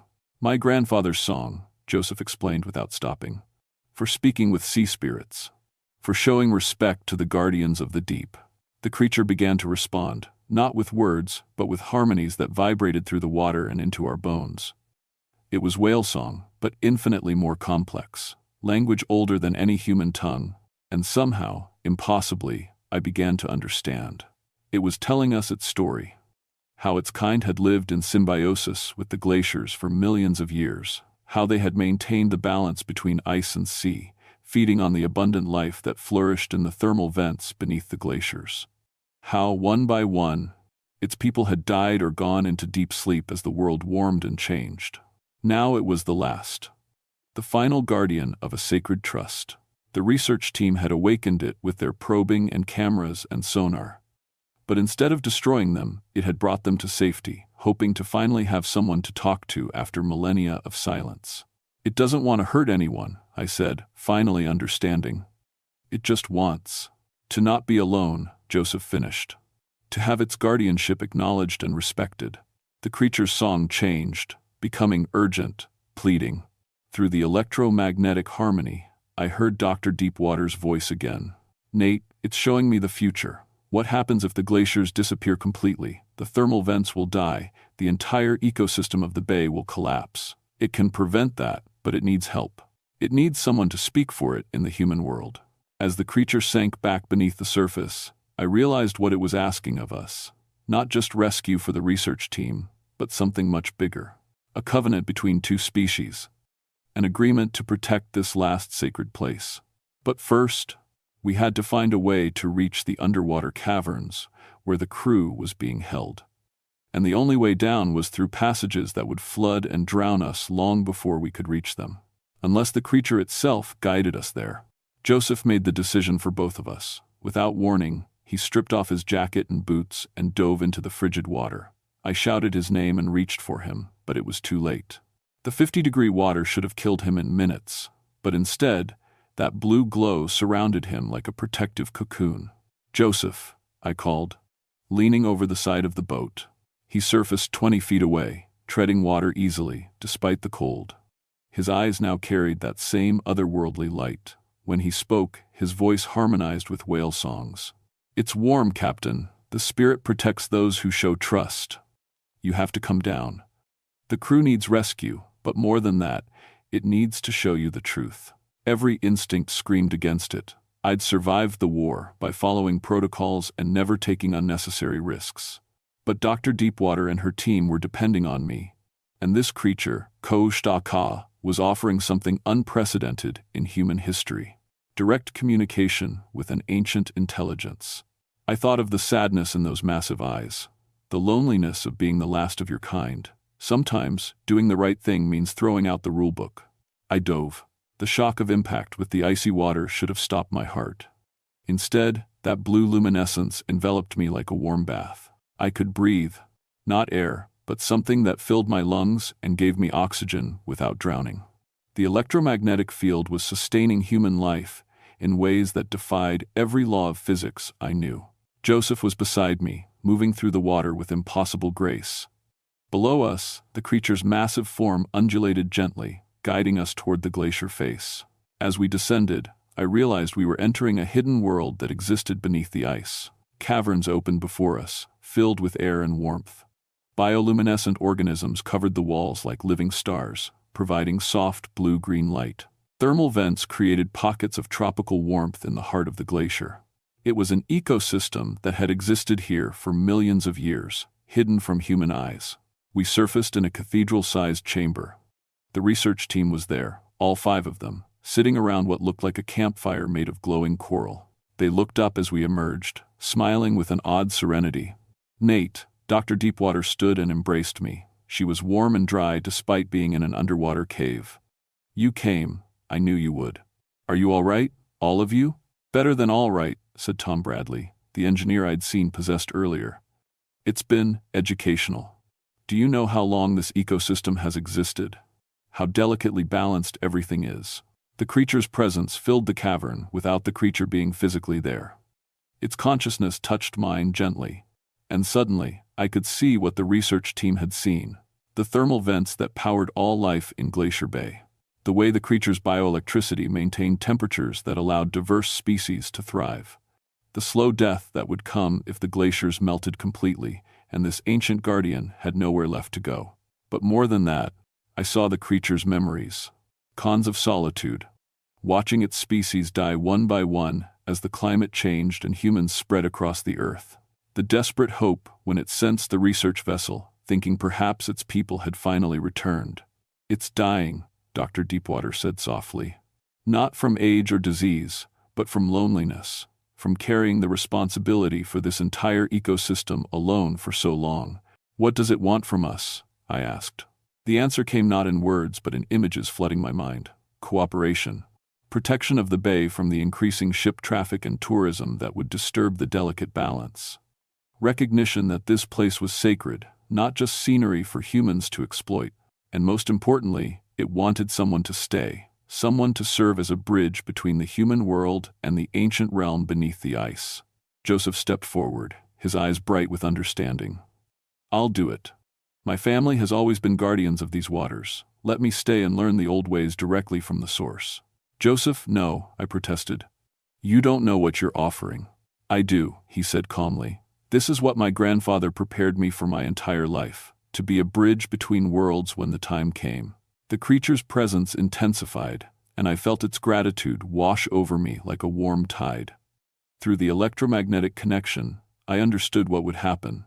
Joseph's consciousness would blend with the creature's, allowing him to live in both worlds, human and sea spirit. He would become the voice of the deep waters, speaking for the ecosystem that had no other advocate. The research team needs to return safely, Joseph continued. And you, Captain, need to make sure the human world understands what lives here. Create protections. Keep the sacred waters safe. Before I could object, Joseph walked to the center of the chamber. The creature's massive head rose from a pool I hadn't noticed before. Joseph placed his hands on the great scaled brow, and blue light exploded between them. I watched my friend's body dissolve into pure energy, becoming part of something vast and ancient, but his consciousness remained, speaking to me one last time. Tell my people I chose this path. Tell them the Guardian is no longer alone. And Captain, make sure no one forgets what you've seen here. The cavern began to shake, not with destruction, but with something like joy. The creature had found its voice in the human world at last. Now it was time to return to the surface and convince the authorities that Glacier Bay needed protection like no place on Earth. The rescue was officially listed as a maritime emergency caused by unusual glacier calving. Dr. Deepwater and her team suffered minor hypothermia but recovered fully. Joseph Stormtide was reported as missing at sea during the rescue operation. The Tlingit community honored him as a man who gave his life to save others. Only I knew the truth. The government classified the incident and declared Glacier Bay a sensitive ecological zone with restricted access. Research activities were limited to approved environmental monitoring. Tourism was carefully controlled to prevent disturbance of the marine ecosystem. I never told anyone about the creature except in the vague terms of my official report: unusual seismic activity and electromagnetic anomalies possibly related to mineral deposits in the glacier ice. It wasn't lying, exactly. Just translating the truth into language bureaucrats could accept. But the bay itself changed. Ships that entered without permission experienced mysterious equipment failures. Unauthorized diving operations found their gear malfunctioning at critical moments. Word spread among sailors that Glacier Bay was somehow protected, that the sea itself would defend its secrets. I stayed on as head ranger, becoming an advocate for traditional Tlingit conservation practices. The tribal council and I worked together to establish protocols that honored both their ancient knowledge and modern environmental science.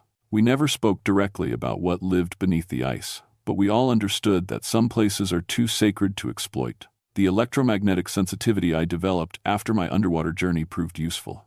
I can predict glacier calving events days in advance by feeling the subtle changes in the creature's bioelectric field. I know when the sea is calm and when something has disturbed the balance below. Sometimes, late at night when I'm anchored over the deepest parts of the bay, I feel Joseph's presence in the whale songs that echo through my hull. He's still there, still watching, serving as the bridge between our world and the ancient realm below. Tourists come to see the glaciers and the wildlife, never knowing that their safety depends on the goodwill of something older than their entire species. The bay remains pristine, protected by laws written in Washington and enforced by something far more powerful than any human authority. I'm retiring next year. My replacement is a young marine biologist with Tlingit heritage, someone who understands that true conservation means respecting the spirits of the land and sea, even if science can't explain them. On my last night as head ranger, I anchored over Marjorie Glacier and spoke to the deep water. The covenant holds. The sacred waters remain protected. Your guardian watches over both worlds now. The response came as a gentle vibration through the hull. Whale song harmonies that somehow conveyed gratitude and eternal vigilance. In the depths below, bioluminescent patterns danced like stars, spelling out messages in a language older than words. Glacier Bay keeps its secrets. But those of us who know the truth ensure that some mysteries remain sacred, some guardians stay honored, and some ancient covenants are never broken. The last thing I wrote in my ranger log was this: all quiet in the bay. The guardian sleeps peacefully, all is well. I never mentioned that it only sleeps with one eye closed. The other is always watching.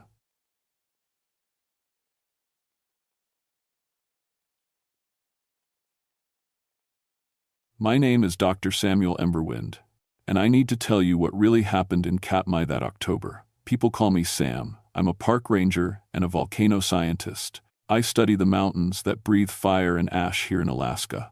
I've been watching volcanoes for 12 years now. My grandmother was Yupik, and she taught me the old stories about the mountains, but I always believed in science more than stories. I have written papers about Alaska's volcanoes. I predicted 4 small eruptions that could have hurt people. The government listens when I talk about volcano dangers. Katmai National Monument sits in the middle of nowhere, 250 miles from Anchorage. You can only get there by small plane. It's where the big eruption happened in 1912, the one that buried whole villages in ash. They call it the Valley of 10,000 Smokes because steam still rises from thousands of holes in the ground. The ash fields stretch for miles. Hot gas shoots up from cracks in the earth. The ground is warm under your feet. Even in winter, most animals won't go there. Even the ravens stay away. My cousin Lucy works with me sometimes. She studies the old Yupik ways and helps translate the stories. Lucy is smart, went to college for anthropology, but she also knows things the books don't teach. Things my grandmother whispered about the ash that moves on its own and the spirits that live in volcano breath. I never believed those old warnings about Tunrak, the ash spirits my people fear. Not until October 12th. 1968, when I saw the Geological Survey team walk out of the ash fields as something else entirely. The team had been out there for 2 weeks studying volcano hazards, 6 scientists from the government, looking at whether we could build roads and visitor centers in the valley, smart people with fancy equipment and college degrees. They were supposed to radio in every day. For the first week, everything seemed normal. They sent reports about soil temperatures and gas readings. Then the calls got strange. Shorter, just basic check-ins, with no real information. On October 10th, we lost contact completely. Their emergency beacon stayed active, but only static came through the radio. Sometimes we heard what sounded like breathing mixed in with the white noise. I flew over in the Park Service plane that morning.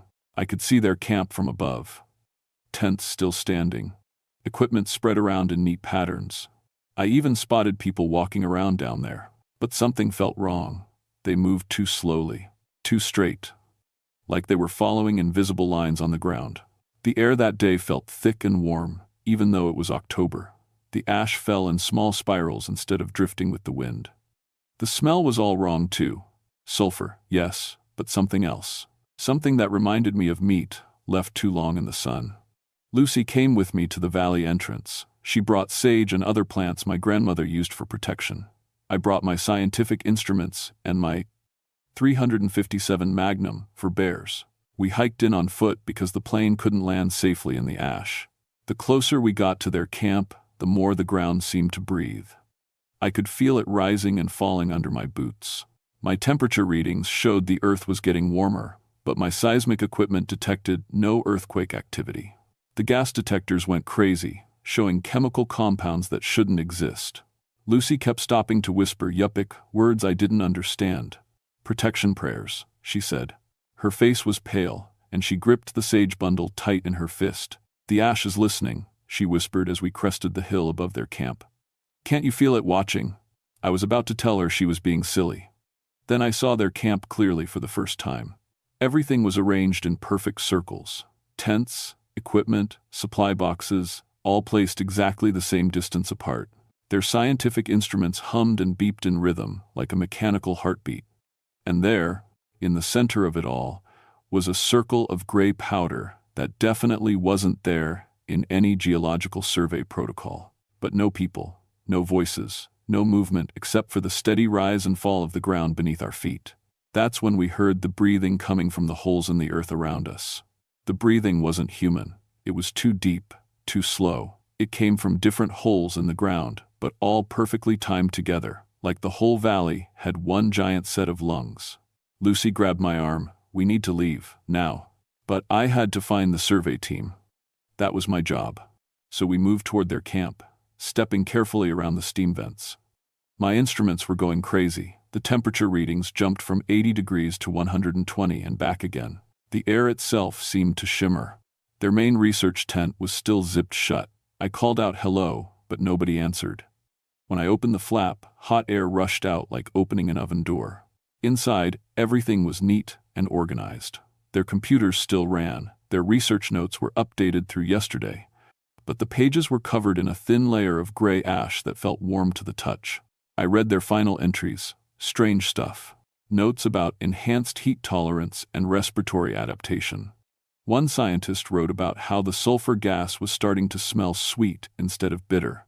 Another mentioned that his skin was changing color, but he felt better than ever. The last entry was from Dr. Richard Volker, the team leader. His handwriting was shaky. Day 13. Remarkable discoveries. The ash appears to be alive in ways we don't understand. Team integration with local environment proceeding better than expected. Beginning to understand what the mountain wants from us. Sam, Lucy's voice was tight with fear. Look at this. She pointed to the research samples they'd collected. Dozens of small containers filled with ash from different parts of the valley. But the ash was moving, swirling in slow circles inside the sealed containers. And it was warm. I could feel the heat through the plastic. That's when we heard footsteps outside. I grabbed my gun and pushed through the tent flap. A figure stood about 50 feet away, tall, wearing the survey team's standard field gear. But something was wrong with the way he stood. Too straight, too still. "Dr. Volker?" I called out. "Richard?" The figure turned toward us. It was definitely Richard. Same face, same beard. But his skin was gray like old concrete. His eyes reflected the light like an animal's. And when he opened his mouth to speak, gray smoke poured out instead of words. He took a step toward us. Then another. His feet left prints in the ash that glowed with internal heat. Lucy was already running. I should have followed her. Instead, I raised my gun and shouted for him to stop. Richard tilted his head like he was listening to something I couldn't hear. Then he smiled. His teeth were black as volcanic glass. "Sam," he said in a voice like steam escaping from rock. "So good to see you. We've been waiting." "Where's the rest of your team, Richard? What happened to you?" He gestured toward the ash fields. "They're here. We're all here. We've become part of something bigger. Something wonderful." More footsteps. 4 more figures emerged from behind the rock formations. I recognized Dr. Sarah Coleman, the geologist, Mike Torres, the seismic specialist, Janet Kim, the atmospheric scientist, all with the same gray skin, all breathing out that strange smoke. "The mountain taught us things," Sarah said. Her voice echoed like she was speaking from inside a cave. About heat, about breathing poison and turning it into life, about becoming more than human. They started walking toward me in perfect formation. No hurry, like they knew I had nowhere to run. My gun felt useless in my hands. How do you shoot someone who might be your friend, someone who was still talking and walking around? "You can join us," Janet said. "It doesn't hurt. The ash just fills your lungs and shows you truth. Shows you how to live in the fire." I backed toward the tent, but Mike was already circling behind me. His movements were too smooth, like he was floating instead of walking. "Lucy was right about the old stories," Richard said. "Your people knew about this place, about what sleeps in the deep ash. We woke it up with our drilling and digging, and it's grateful." That's when I noticed the holes in the ground around their camp were all breathing in the same rhythm as the 5 transformed scientists. And the gray smoke coming from their mouths was sinking into those holes, creating some kind of loop. I ran. Behind me, they didn't chase, they just laughed. The sound mixed with the breathing from the ground until I couldn't tell which was which. I found Lucy hiding behind a large boulder about a quarter-mile away. She was pale and shaking. "We have to get out of here," she whispered. "This is what my grandmother warned about, the ash that takes people and makes them part of the mountain's mind." But as we started back toward the valley entrance, more figures appeared on the ridges around us. All walking with that same too-smooth movement, all breathing out gray smoke. The whole survey team was hunting us now, and they had all night to do it. We hiked through the dark for hours, but they were always there. Sometimes we'd see them silhouetted against the stars on the ridgeline. Sometimes we'd hear their voices calling our names through the steam vents. They never seemed in a hurry, like they knew we couldn't really escape. Lucy taught me a breathing technique her grandmother had shown her. Short breaths through the nose, holding it, then out through the mouth. It seemed to help when the gray smoke drifted our way. The old stories say the ash spirits need you to breathe them in, she explained as we rested behind a cluster of hot rocks. Once they're in your lungs, they can change you from the inside. My radio crackled to life around midnight. Richard's voice came through, but it sounded like it was mixed with the hiss of escaping steam. Sam, we know you're listening. You can't leave the valley. Look at your instruments. I checked my GPS. The readings made no sense. According to the satellite, we were moving in circles even though we'd been walking in a straight line for hours. The temperature was climbing too, now over 100 degrees in the middle of an Alaska October night. What's happening to this place? I asked Lucy. It's waking up, she said. The thing that sleeps under the ash. Our drilling team stirred it from a long sleep. We climbed higher, trying to reach the valley rim. But the ground kept getting warmer. Steam rose from every crack. The breathing sounds from the holes got louder and more coordinated. That's when we found Sarah. She was sitting cross-legged next to a large fumarole, letting the superheated gas wash over her face. Her skin had turned completely gray, and her clothes were burned away, but she didn't seem uncomfortable. Sarah? I called softly. Her head turned toward us. Her eyes glowed like coals. Sam, Lucy. I was hoping you'd find me. What happened to you? What happened to all of you? She stood up slowly. The rocks around her were so hot they glowed red, but her bare feet didn't seem to notice. We were studying the wrong thing, she said. We thought this was just a volcano. But it's alive. It thinks. It's been sleeping under the ash for thousands of years, and our machines woke it up. That's impossible. Is it? She gestured to herself. 48 hours ago, standing this close to a thermal vent would have killed me instantly. Now I can breathe the sulfur and feel it making me stronger. The entity, call it Toonrock if you want, it's not trying to hurt us. It's trying to help us survive what's coming. What's coming? Hurublaig. The big eruption, the one that's going to make 1912 look like a firecracker. This whole region is going to be buried in ash 20 feet deep. But we don't have to die. We can become part of it. Part of the mountain's consciousness. Lucy stepped forward, holding her sage bundle like a weapon. You're not Sarah anymore. The thing that looked like Sarah smiled. I'm more Sarah than I've ever been. I can feel the heartbeat of the earth. I know when the pressure is building. I can taste the chemistry of the magma before it reaches the surface. I'm connected to something ancient and powerful and wonderful. The ground around us started shaking. Not like an earthquake, more like something enormous turning over in its sleep. It's time to choose, Sarah said. Join us willingly, or let the mountain decide for you when it erupts.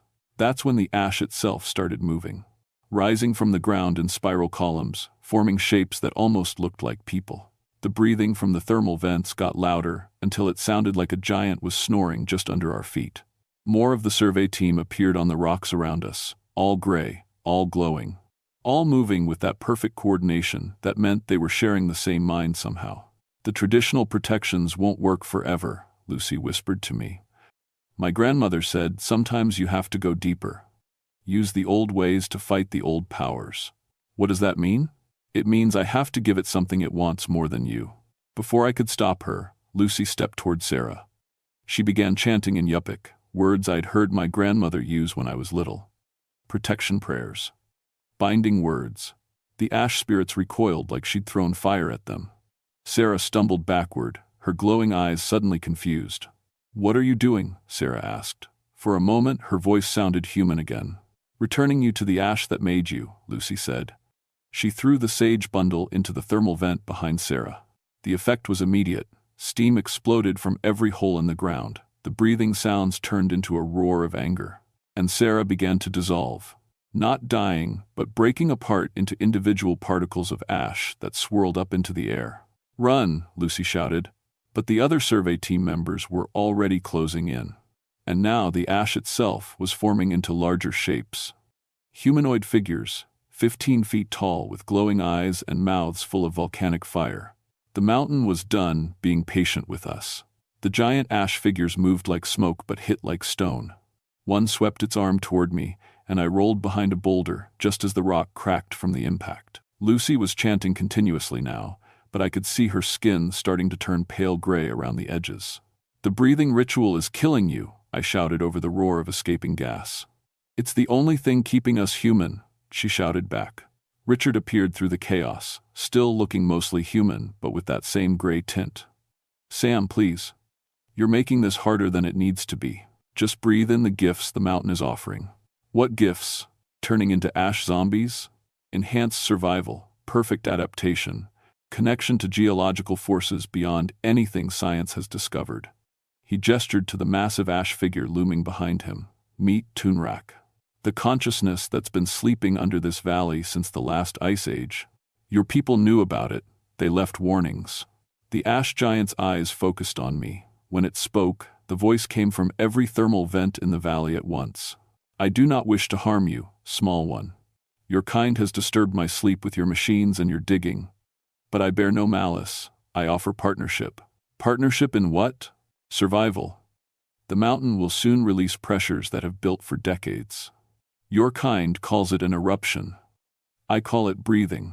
When I breathe out, everything for hundreds of miles will be buried in ash. Join with me and live in that ash. Resist and burn with the rest." Lucy was getting weaker. The gray tint was spreading up her arms. But she kept chanting, and every word seemed to push back against the ash spirits trying to surround us. "There's another way," I said, remembering my grandmother's stories. "The old agreements. Your people and my people made deals before." Tunrak's massive head tilted. "You know the old words?" "Some of them. I was making this up as I went along, but the volcanic entity seemed interested. My grandmother said there were times when the mountain spirits and the human spirits worked together, sharing knowledge, warning about dangers. Yes, in the old times, some of your people served as my eyes and ears in the world above. They would tell me when the pressure became dangerous. I would tell them when to move their villages to safety. We can do that again. You don't need to transform people, just work with them." Richard stepped forward. "But Sam, the transformation makes us so much stronger. We can survive in conditions that would kill normal humans. We can explore the deep volcanic chambers. We can be the perfect liaisons between worlds." That's when I understood. Tunrak wasn't just trying to save us from an eruption. It was trying to create a permanent workforce. People who could live in the deep earth and serve its needs. "What about their families?" I asked. "Their human lives? Improved beyond recognition," Tunrak said. "Enhanced, elevated." Lucy collapsed. The gray had reached her neck, and her breathing was getting shallow. But she managed to whisper something in Yupik that made all the ash spirits step back. "What did she say?" I asked Richard. He looked confused. "Something about remembering the old bargains, the ones that required sacrifice from both sides." Lucy raised her head with enormous effort. "Tell it. Tell Tunrak that I offer the traditional exchange. My breath for the freedom of the others. The old compact." Tunrak's massive form went completely still. "The old compact has not been invoked in 200 years. "What old compact?" I demanded. Richard translated, his human memories apparently still intact. "In times of great volcanic danger, a descendant of the original treaty families could offer their life force to calm the mountain's anger. The volcanic spirit would accept this sacrifice and withdraw its threat for a generation." Lucy, no. But she was already standing up, walking toward the largest thermal vent. "This is why my family carried the old knowledge, Sam. For moments like this, there has to be another way." "There is," Tunrak said slowly. "The compact can be modified. Instead of death, the descendant becomes my permanent human representative, living in both worlds, preventing future conflicts." Lucy stopped at the edge of the thermal vent. "I accept." "Lucy, wait." But she was already breathing in the volcanic gases directly from the vent. Instead of choking her, they seemed to fill her with light. Her skin took on a golden tint instead of the dead gray of the survey team. "I can feel it," she said in a voice that carried clearly despite the distance. "The pressure building in the deep chambers. The timeline for the eruption. With this knowledge, I can help you predict and prevent disasters for decades to come." The massive ash figures around us began to dissolve back into the ground. The survey team members looked confused, like they were waking up from a long dream. Tunrak's voice became softer, more distant. The compact is renewed. I withdraw my claim on the others. The mountain will sleep for another generation. But the descendant remains as agreed. Lucy turned back to me. She looked like herself, but her eyes held depths I'd never seen before. I'll be okay, Sam, better than okay. I can feel the mountain's thoughts. I know when it's safe and when it's dangerous. I can protect people. We flew the survey team out the next morning. They remembered everything but couldn't explain it in their official reports. Severe volcanic gas exposure causing hallucinations, they wrote. Temporary disorientation. Recommended restriction of the area pending further geological study. The government classified the whole incident. The Valley of 10,000 Smokes was declared off-limits to unauthorized personnel. Only official volcano monitoring expeditions would be allowed, and only with proper spiritual consultation. Lucy stayed behind, as she'd promised. But she wasn't gone. Not really.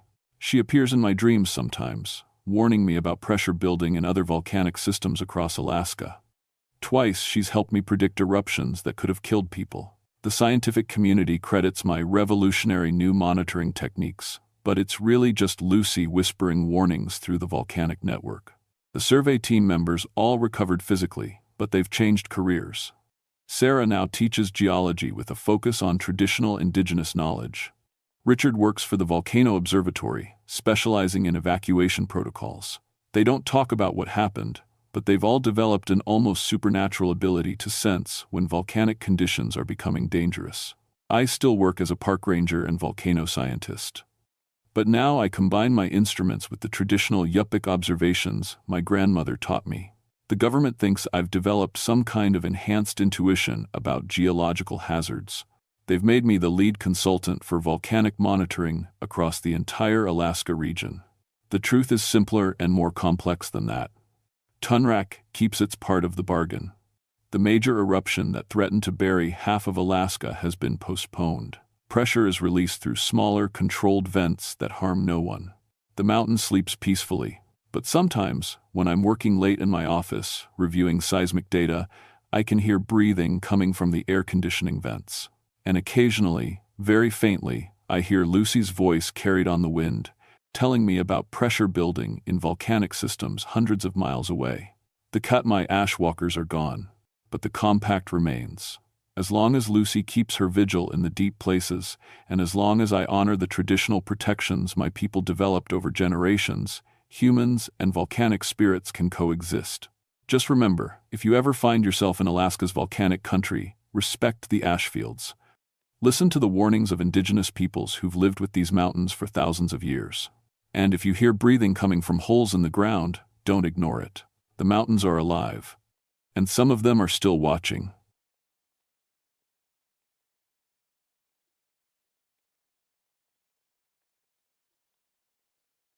My name is Elena Ravenspirit, but everyone calls me Ellie. I'm a park ranger on Kodiak Island in Alaska, and I've been doing this job for 13 years.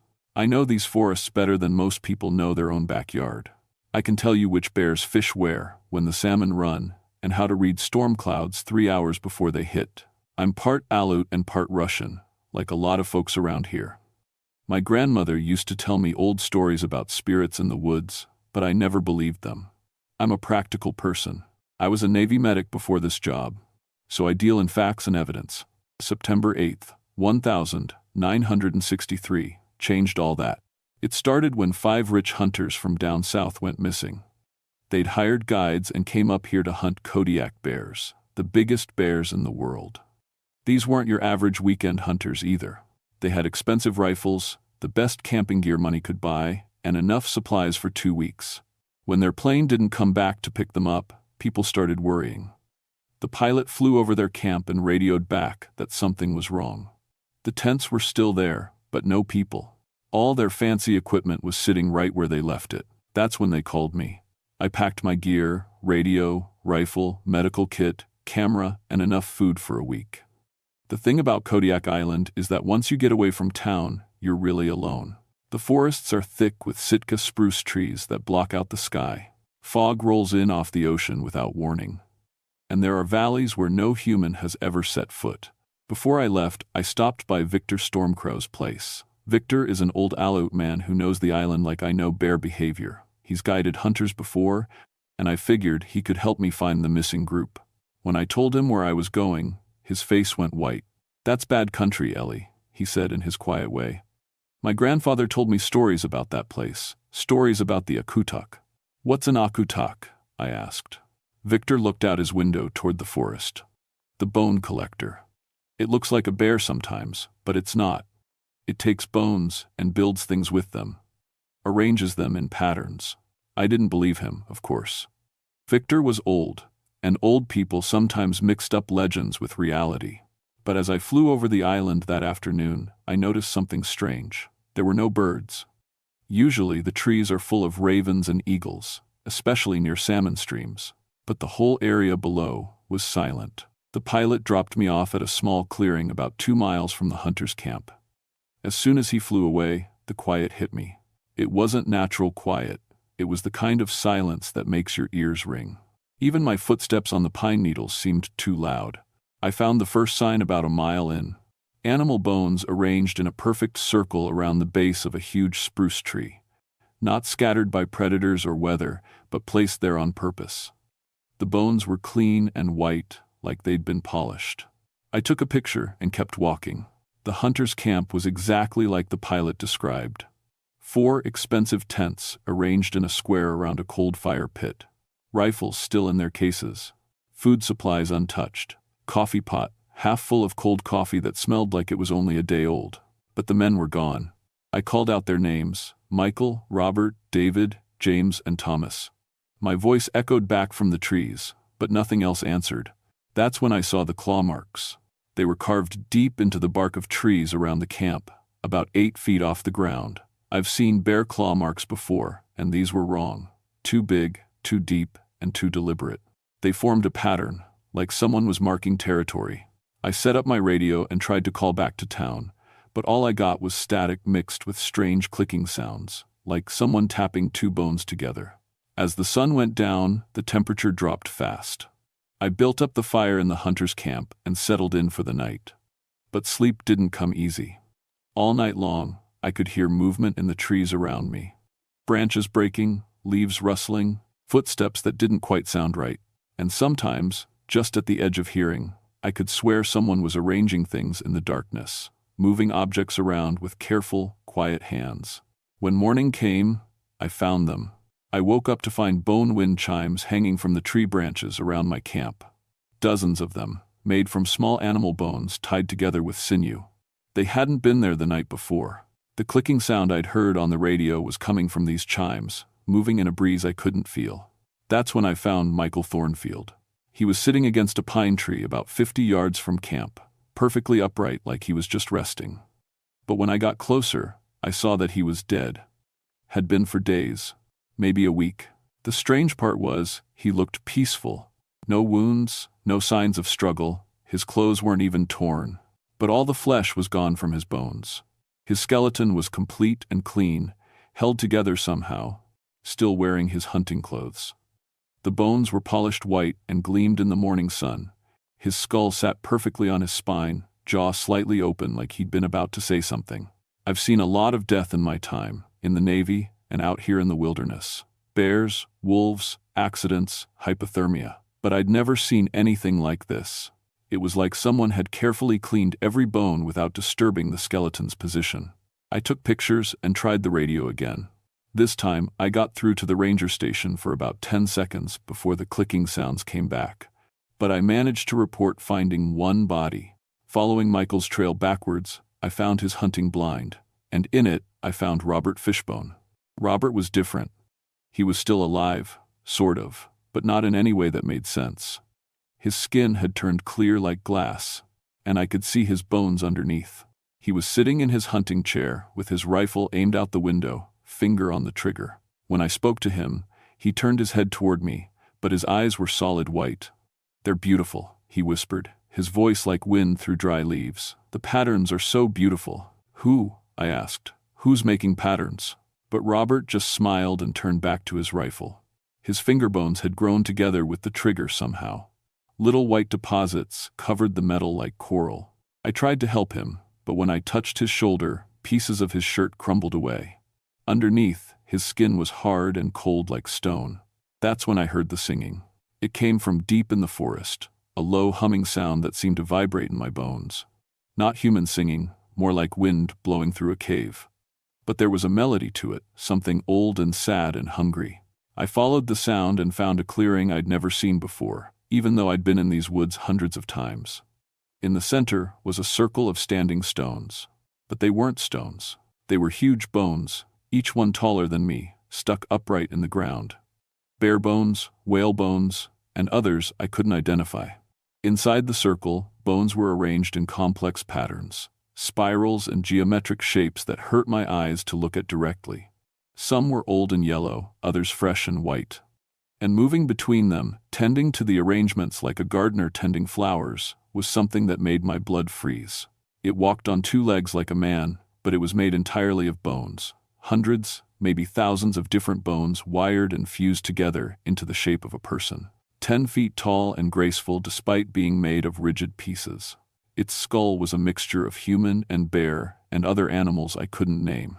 This was the Akutak, the bone collector from Victor's stories. It moved among the bone patterns, adjusting them with long finger bones, humming its strange song. Every now and then, it would pick up a bone and hold it up to examine it, like an artist studying a brushstroke. I tried to back away quietly, but I stepped on a dry branch. The crack echoed through the clearing. The Akutak stopped humming. Its massive skull turned toward me, and I saw that its eye sockets held points of blue light that seemed to look right through me. It spoke without moving its jaw, its voice the sound of grinding limestone. "Ranger Elena Ravenspirit, I have been waiting for you." I ran. Behind me, I could hear it moving through the forest, not crashing like a bear would, but flowing like water, making no more sound than wind through leaves. But I could feel it back there, following me, studying how I moved. I made it back to the hunter's camp as the sun was setting. My radio was working again, and I managed to get through to the ranger station. "This is Elena. I need immediate evacuation. We have multiple casualties, and..." I struggled for words that wouldn't make me sound insane. "And an extremely dangerous situation." The voice that came back wasn't from the ranger station. It was Robert Fishbone, speaking through my radio somehow. "The patterns are beautiful, Elena. You should see them up close. You should become part of them." The radio went dead with a sound like breaking bones. That night, the bone chimes around my camp multiplied. By morning, every tree was decorated with them. And carved into the bark of the largest spruce, 8 feet up, was a message in letters made from small finger bones. "Join the garden."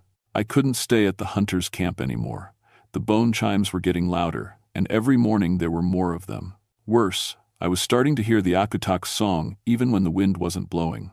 I packed what I could carry and headed toward the old Owlet village. Victor had mentioned it once, a settlement that had been abandoned for over 100 years. It was supposed to be protected by old spiritual wards, whatever that meant. The hike took most of the day. Twice I had to hide when I heard the Akutak moving through the trees nearby. It wasn't hunting me exactly. It was herding me, pushing me toward the village like a wolf pushes sheep. I found the village just as the sun was going down. A dozen small houses made from driftwood and whalebone, arranged in a circle around a central fire pit. Everything was perfectly preserved, like the people had just stepped out for an evening walk. But there were no people, just bone arrangements everywhere. Every doorway had patterns of small bones hanging like curtains. The windows were decorated with intricate bone sculptures. And in the center of the village, the fire pit was filled with human skulls arranged in a perfect spiral. That's where I found David Greystone, the third hunter. He was sitting by the skull spiral, very much alive but changed. His skin was translucent like Robert's, but worse. I could see his entire skeleton, and parts of it were moving independently from his body. His rib bones shifted and clicked against each other when he breathed.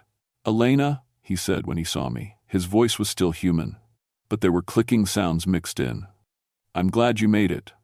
The Akutak wants to meet you properly." "Where are the other hunters?" I asked. David smiled, and his skull showed through his transparent skin. "They're all here. We're all here. In the bones." He gestured to the arrangements around us. Every pattern contains someone. The Akutak doesn't kill us, it preserves us, transforms us. We become part of something bigger and more beautiful than we ever were alone. I raised my rifle, but David just laughed. You can't shoot bones, Elena, and besides, it doesn't hurt. Look. He held up his hand, and I watched his finger bones separate from his flesh and rearrange themselves into a small sculpture. The skin just flowed around them like water. The Akutak taught me this. Soon I'll be able to reshape myself completely. Soon I won't need flesh at all. That's when the Akutak itself walked into the village. It was even bigger up close, and I could see that it wasn't just made from random bones. Every piece had been carefully selected and fitted. Bear bones for strength, bird bones for flexibility, human bones for intelligence. It was a masterpiece of construction. But the most terrifying thing was that I could see faces in some of the bones. Expressions preserved in the calcium, like photographs in bone instead of paper. The faces of everyone the Akutak had collected over the centuries. Elena Ravenspirit, it said in its grinding voice, your bones sing beautifully. I have listened to their song as you walked through my forest. What do you want? I managed to ask. To add your song to my collection. To give you permanence. Your flesh will decay, but your bones will last forever. Your consciousness will join with all the others I have preserved. The Akutak gestured to the bone patterns around us. Every arrangement holds a mind. They are not dead, they are transformed, improved, made eternal. I could hear them then, whispers coming from the bone sculptures. Hundreds of voices speaking at once, all saying the same thing. Join us, it's beautiful here. No more pain, no more fear, just the eternal song of calcium and consciousness. I've studied you, Elena, the Akutak continued. You understand bones. You've seen how they heal, how they grow. You know they are the foundation of life. I am offering to make you part of the eternal foundation. Behind me, I heard footsteps. Victor Stormcrow walked into the village, carrying what looked like weapons made from whalebone. You cannot have her, he said to the Akutak. Not while I live. The Akutak turned its massive skull toward Victor. Ah, the grandson of Thomas Stormcrow. Your grandfather gave me good sport in 1923. His bones were particularly melodious. Victor raised his bone weapons, a spear and a curved knife that gleamed white in the moonlight. He taught me the old ways before he died, the ways to fight your kind. And look how well they served him. The Akutak laughed, a sound like a graveyard in an earthquake. But Victor was already moving. He began to sing in Alut, a deep chanting that seemed to make the bone arrangements vibrate. The Akutak's blue lights flickered, and for the first time it seemed uncertain. Elena, Victor shouted, the burial ground. Get to the sacred burial ground behind the village. It cannot follow you there. I ran while Victor fought.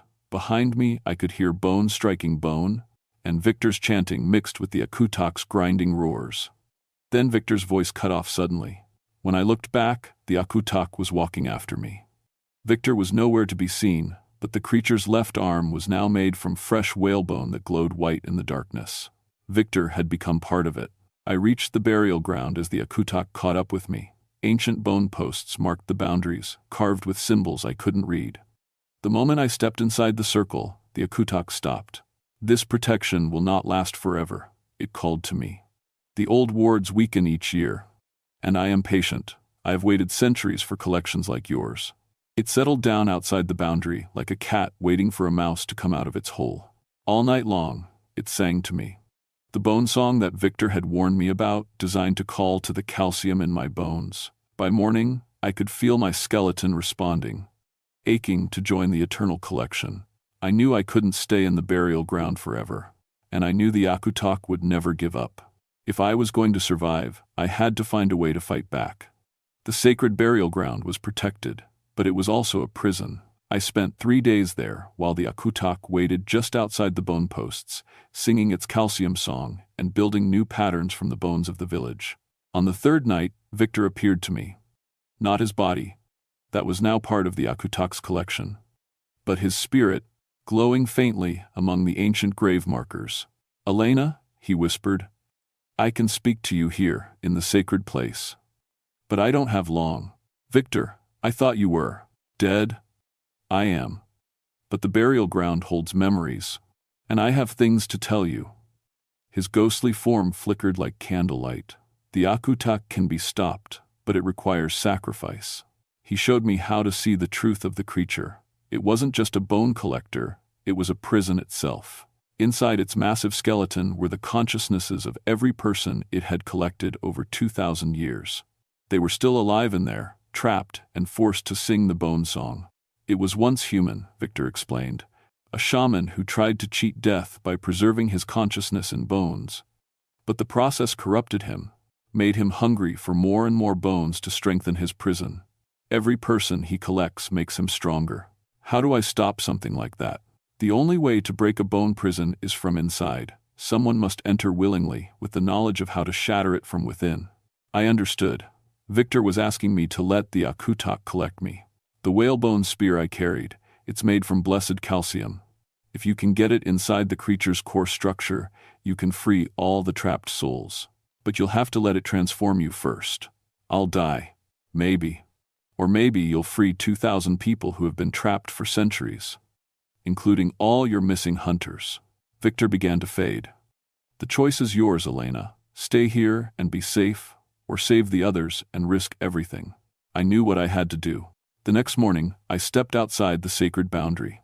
The Akutak rose from where it had been waiting, its bone structure gleaming in the dawn light.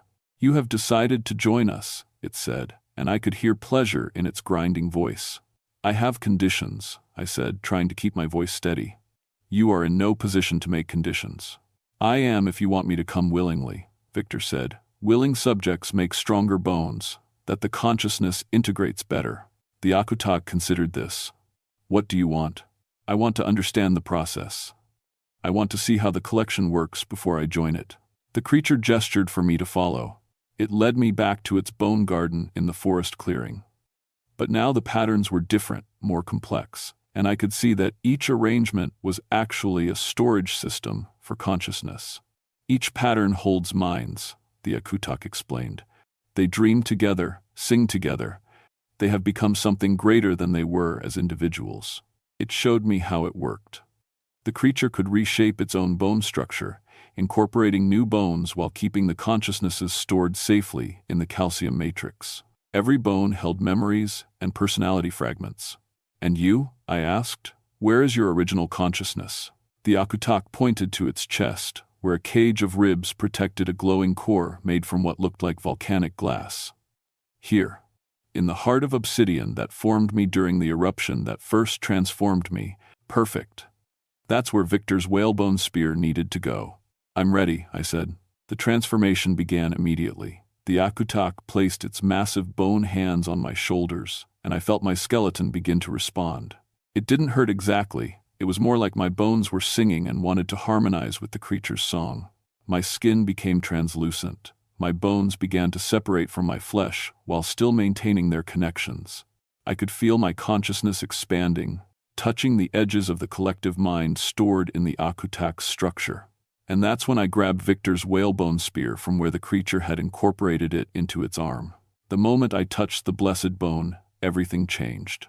The spear burned with spiritual fire, and the Akutak screamed, a sound like a glacier breaking apart. You have betrayed the collection, it roared, but I was already moving. My partially transformed body was faster and stronger than normal human flesh. I drove the spear directly into the obsidian heart in the creature's chest. The effect was immediate. Cracks of white light spread from the impact point throughout the Akutak's entire structure. 2,000 years of collected consciousnesses began to pour out like water from a broken dam. I could hear them all, every voice of every person the creature had collected. They were singing now, but not the bone song. They were singing songs of freedom. The Akutak tried to pull the spear out, but its bone hands were already beginning to crumble. The blessed whalebone was unmaking the spiritual bonds that held the creature together. If I fall, you fall with me, it screamed. You are part of the collection now. It was right. I could feel myself being pulled into the dissolving consciousness matrix. My partially transformed bones were still connected to the creature's structure. But as I began to fade, I felt other hands grabbing me. The freed souls of the collected were pulling me back, giving me their strength to escape the collapsing prison. Victor's voice was strongest among them. Go, Elena. Live for all of us. The Akutak gave one final scream as its obsidian heart shattered completely.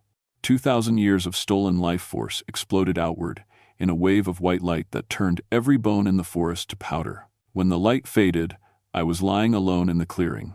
The bone gardens were gone, the patterns had dissolved, even the creature's massive skeleton had crumbled to dust. But I was alive, transformed but alive. The Coast Guard found me a week later, half dead from exposure and calcium poisoning. My bones had partially transformed back to normal, but not completely. I could still feel the echo of the bone song in my skeleton, could still see spiritual energy in certain mineral formations.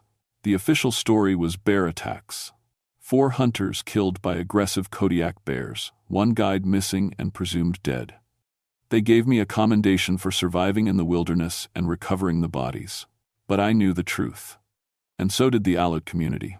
Victor's nephew came to see me in the hospital. He brought traditional bone blessing tools and performed ceremonies to stabilize my partial transformation. He told me that the village was clean now, the old spiritual contamination was gone. But there are others, he warned me. The Akutak was not the only bone collector in Alaska. Your grandmother's stories mention at least 3 more, sleeping in different parts of the territory. They transferred me to a desk job in Anchorage, supposedly for my health. But really, they wanted me where they could keep an eye on me. The government had become very interested in what they called supernatural geological phenomena. I work with them now, but not for them.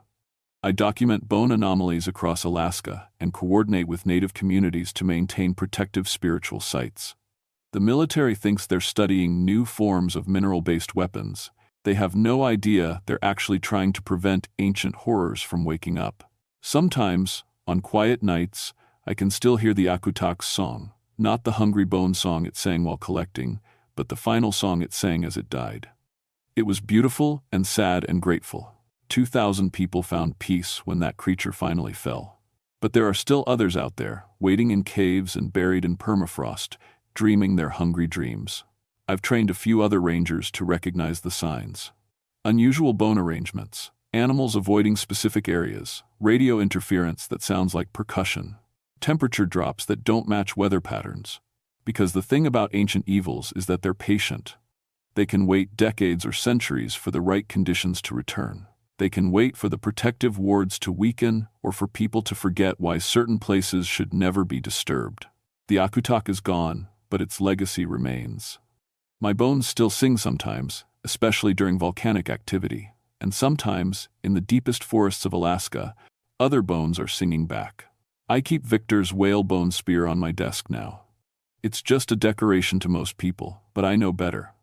It's a reminder that some fights are worth the cost, even when the cost is everything. And it's ready for the next time the bones start singing. Because there will be a next time. There always is. My name is Elena Ravenspirit, and I guard the places where old hungers sleep. It's not the job I wanted, but it's the job the bones gave me. And I'll keep doing it until my own bones join the eternal song. Asterisk.